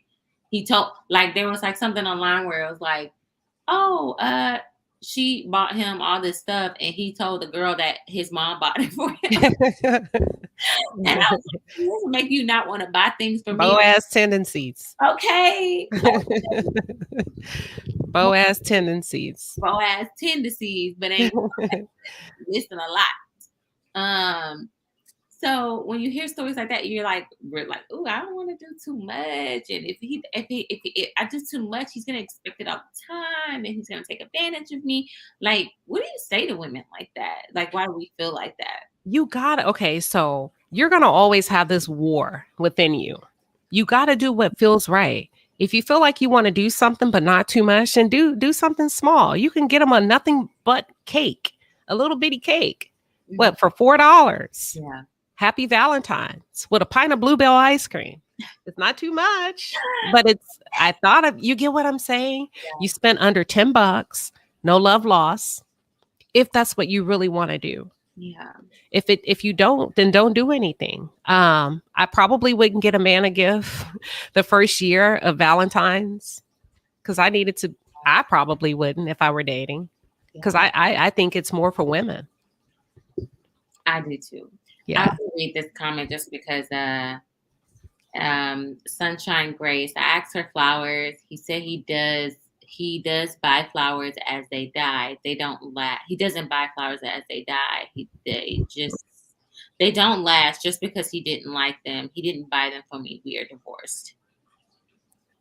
What do you have to say about that, Queen Shuva? When I was dating my husband, I was talking about Valentine's. Mm-hmm. I was putting a feeler out there. And sometimes you have to do that, right? And I remember, he didn't know if I liked it or not. I was like, oh, Valentine's is coming, blah, blah, blah. I didn't say how I felt about it yet, but it's my favorite holiday. And he's like, oh, that's just another day. And I don't know.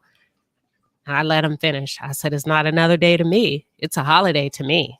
And Exactly. if a man didn't get me anything, that's a deal breaker. I didn't say if you, I never said if you don't. I said if a man didn't give me anything for Valentine's, that would be a deal breaker for me. He got me something. Period. You gonna give me my little candy? It's Okay. important to me. Like I said it. That's important to me too. I say that too. I I would look at you so differently, and things will change up for me real quick if you didn't do anything for me for Valentine's Day.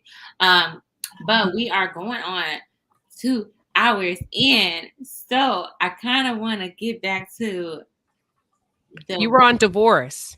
filing for divorce, even though we have some great subjects, and I know they're going to be very helpful to a I lot. think you left off. Most women that get divorced say that they would never get married again. Yes, Why is that? Did we cover that or? you said you would not. I would not. You would not because Mm-mm. it's so much, right? It's a lot of work. So Mm-hmm. much work. And like I said, I think a lot of women like the idea, like it goes back into why women are filing for divorce, because they're like, this is not what I thought it is. Check. Do you think that women should it be so easy to do that? Because now that I get older, I'm like, some of the reasons that people get divorced, I don't think it should. I think there should be like a probationary period when someone files for divorce. I think it is with separation. Okay, because the process of divorce, you have to be separated for a while before you get a divorce. I don't know like the ins and outs, but I know it's not immediate. There's a process, right? Yeah, there's a process. Um, your question is, shouldn't it be easy for women to remain in a marriage? Let me ask you this. Is it easy being a mother, although you love your children? No, not at all. It's very tiring. Right. And there's your answer. It's hard. Should fight more for marriage. I do. So, do you feel like women don't want to put in the work nowadays like they used to back in the day? Because divorce rate is very high. It's at, I think they said about 40-ish%. Women are and women are the ones who are filing most divorce. Oh, Laura, I had a brain. I'm trying to Do think. they want to put in the work? Yeah, do they not want to put in the work? Are women nowadays not wanting to put in the work that's needed? I don't think it's not that they don't want to put in the work compared to the women from the old days. The women from the old days didn't have a level of freedom. Yeah. You know, they couldn't file. Where are they going to go? They couldn't get housing. They didn't have enough money to move into an apartment. They had to stay. Whereas women these days, they're willing to work. They're just not willing to suffer. It goes back to look at what these men are asking women to do. Come in with half immediately. You know what? Think about this. If that's the ask, that you have to go half on bills, wouldn't you rather have your own townhome, your own high rise, pay your own bills, and date, have fun, go to dinner without having to come in and share another man's expenses? It's not worth it, in my opinion. Some women are trying and they're just like, I'm out of here. That doesn't make me feel like I'm supposed to feel. So so that actually reminds me of a meme that I saw today. It was like a woman said that a woman divorced her husband because he wanted her to go 50-50. Now she's paying 100% of the bills, working 2 jobs, to live on her own. Okay. That sound like a harder life? No, I have my freedom. I don't have to sleep with you. I don't have to cook for you. Oh. I don't have to give my body over to you. I don't have to pick up your clothes. I don't have to wash your clothes. I don't have to cater to your ego. I have a level of emotional freedom. I don't have to deal with your mood swings. I don't have to deal with you not wanting to take me out. I don't have to deal with you not making me feel lovely. Supporting me the way I need to. I don't have to deal with you not wanting to talk just because you're a man and you can come in and not talk. So there's freedom. Wow. So a woman would rather, for emotional freedom, a woman would rather have to work just as hard living on her own, rather work 2 jobs, paying 100% of bills just for her emotional freedom. Is that why women also don't get remarried again? Because of emotional freedom. Think about your best life when you had your apartment, before you had kids, your best life. How did that feel? Well, not saying you regret your kids. Yeah. How did that feel for you as a woman?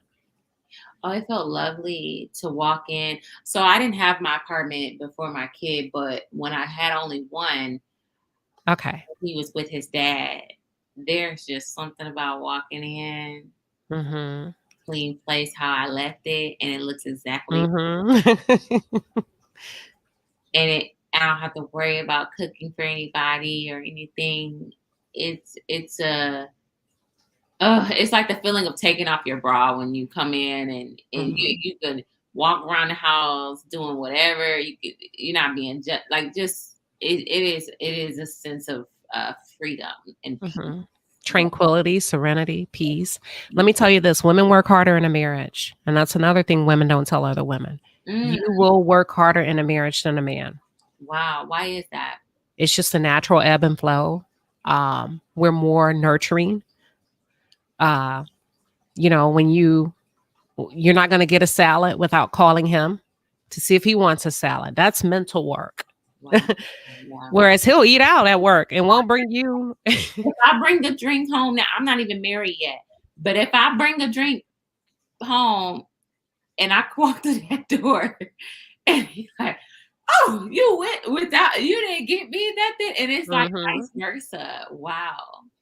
We're always, most of us, not all, we're always on mental alert. That's a lot of work, a mental work. And I'm not saying it's not satisfying. With the right person, it is satisfying, but it's still hard. It's a giving of yourself. So someone brought up a good point about a man checking. He may not file, but he checks out in a marriage, which forces a woman to file. That's true. Stop. And I think a lot of men don't talk about that. They don't know about that because that's from a woman's perspective. There's literally men who are checked out, don't want to go to marriage counseling, don't want to go talk, don't want to do nothing. They just give up. They do whatever they want to do. Still married. But they don't, for some reason, they don't file. Why is that? They're going to let her be the bad guy. So that wouldn't affect, because there's a lot at risk, right? There's families, there's children, there's friendships, neighbors. So sometimes it's better to let her be the bad guy. So when people ask what happened, you can say, she left me. Oh. And guess what? They go, oh, the neighbors, oh my God, are you okay? Like the mother, it's just let her be the bad guy. Yeah. Okay, so I actually just noticed that you're almost at 1,000 subscribers. So I'm gonna go ahead and post your channel and pin it. So all those in the chat, let's follow Queen Shuva. and Yeah. subscribe to her channel. Well, let's get her to 1,000 subscribers tonight. I'm close. Yes, so close. I think you're like I 990, 2 subscribers. 2 subscribers. 2,000. If we could do that for Queen Shuva, she's so lovely. And Thank we you. love you on. We love, love, love having you on. We can't wait to hear more from you. I'm definitely gonna have you back on my channel for sure. Absolutely. But I just wanted to add that because I was trying to find your thing and I saw I was like, oh, she's only 2 subscribers away from 1,000. Let's Am I? Yes, you're at What? 998. I haven't even checked. Yay. Thank you. Yes. Oh my gosh. I just hit 1,000, y'all. Yay. Thank you, everybody. Oh my God, congratulations. We can't wait to hear from you more on that. But yeah, I think this was such a productive conversation. I feel like I've learned a lot. So I know that my audience is going to learn a lot. And I'm going to have to do I'm just going to be watching your videos because I need to talk more about that. I kind of hint at it, yeah, but I need to go a little bit deeper into it, especially if it's helpful. It's very helpful. And there's a lot of women who are divorced, a lot of women who desire marriage, a lot of women who don't know how to become a wife or have the essence of a wife and what it requires and the reality of marriage. Because a lot of us walk into it and we're like, oh, we're unhappy. Why is it so much? Why can't I go out with my friends? We lose our freedom as well. Men think that they lose their freedom, but we also lose our freedom. I have friends that got married and their husbands require them to stay inside, stay in the house, stop going out with your friends, stop hanging out with your single friends, stop going out all the time. You can't stay out late at night. You can't, it's disrespectful if you stay out past. Well, I understand the late at night part. I didn't when I first got married. Okay, because that's something that one of my friends got married and we was out until 2:00 and he was not. That's late. I'm single as in I am not married. Mm-hmm. She's married and her husband was like, that is unacceptable. And it was her first time out since being married. And she had to come back and face this because it was not acceptable. And I'm like, oh, I'm sorry. Did I get her in trouble? Is this why single people and married people? You didn't get her in trouble. It was like a learning curve for her. And he probably had that reaction. When you love somebody and they're out that late, you can't sleep anyway. Right? You not really in a deep sleep. You're like, when they get home, you'll go to sleep. But that's kind of late for a married woman. And for a married man. Okay, so I don't, because with me and Brandon, we go out and he's like, I remember I was at a friend's house until like 4 a.m. But that's late. It is late. It was my first time staying out. I was like, oh gosh, he didn't say nothing. He didn't complain. He didn't say nothing. Did you text him and update him? Hey, still here, babe. Blah blah. None of that. No. See, I didn't. But when I walked through the door, he makes it seem like he doesn't care. But when I walked through that door, he would TV on. He up. I'm like, what are you doing? Yeah, worried about you. He's like, oh, I just watching TV. See, he's not at that point. He was like, oh, I was just watching TV. No, you don't never just be up watching TV at 4 o'clock in the morning. He was waiting for me to get through. Making sure you made it safe. Yeah, and same thing. Same thing with me. It was for his birthday, and he went out, and I was like waking up. What time is it? Like, oh, now it's getting kind of late. Like, where? Boaz tendencies. Exactly. Okay. Greg. Greg. But yeah, okay. So that's something I think a lot of women don't understand when they're hanging out with their single friends and stuff like that. That there is a certain way you should carry yourself as a married woman. Yeah, Boaz, actually, when Ruth would come to him in the middle of the night, he would make her leave before sunrise to protect her reputation because he didn't want people to see her leaving and get the wrong impression of her. Wow. Yeah. I did not know that. Wow. Mhm. Cool. Okay. I just feel like we're learning so much. I'm learning a lot. And there's a lot of single women that follow me. So even if they didn't catch this live, they're going to be watching this live. Awesome. And y'all make sure y'all subscribe to Queen Sheba. Check out the chat and I'm going to pin it in the comments as You well. got one last question about friends of the opposite sex. I'll let you handle that one. What about friends of the Oh, no. I don't think it's going to work. I don't think that works out. I had to even be in a relationship. I had a friend and it it's it's okay. So as a woman, for me, I'll say for me, as a woman, I don't trust other women with my man. Because I it's there's some type of there could be a drunk night, there could be I don't want us getting into it and then you're getting the advice of another woman because she's going to give you emotional advice and a perspective where she's going to judge me without no and protecting him. I don't know. I feel like when he goes to his homeboys, it depends what type of homeboy he's. A lot of his friends like, man, just just relax. Like when you know how women are. But when a woman, you sit up there talking to her, you're gaining some type of emotional attachment. And like y'all said on the cruise season, um, men tend to marry their best friend.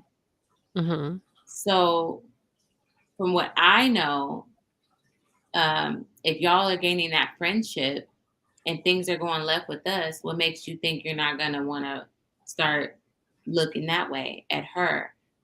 Also, I know a guy who got divorced and he had a woman that's a longtime friend for like years, 15 years. Soon as he got a divorce, guess who started dating? Guess who The started? friend? The friend. They started dating each other. So I don't even want that even. No, you can't hang out with her. Maybe y'all can just be Facebook friends and, you know, whatever, comment and support each other like that way. But so far as on the phone talking Yeah. and going out and stuff, I don't believe in it. This may sound biased, but I feel like women are more in control of that. If you're married, I don't think so. But if having a guy friend, it is that man is probably most likely waiting on his opportunity as well. Especially if you're an attractive woman, that man Mhm. is waiting for his opportunity. And men will wait for a very long time. Mhm. They will wait for a very, very long time. Yeah. That woman and that open opportunity or that cry on the shoulder moment to come in and take that opportunity. So that's also a threat to the man as well. What do you think about that? Um, wow. I was thinking about I knew a girl and she had a man, a male best friend. They had been best friends for a long time. I didn't know much about the relationship. All I knew is I remember her talking about him getting married. He was getting married in Galveston and she was picking out her dress. She was going to be a guest. And I remember I said, "Oh my God, who are you taking?" She's like, "Nobody. I'm going by myself." And the way she said it, I don't know. It was this tiny little thing that went off to me as a woman. Mm, Come to find out, they used to mess around. She was still in love with him. She mm, was still in love with him and didn't feel comfortable taking another man in the room that he would be in. Is that crazy or what? wow. So his wife, new wife, always knew her as a family friend, but it was more to it. That's crazy. That's why, yeah, no new friends. No Yeah. friends. No friends. No.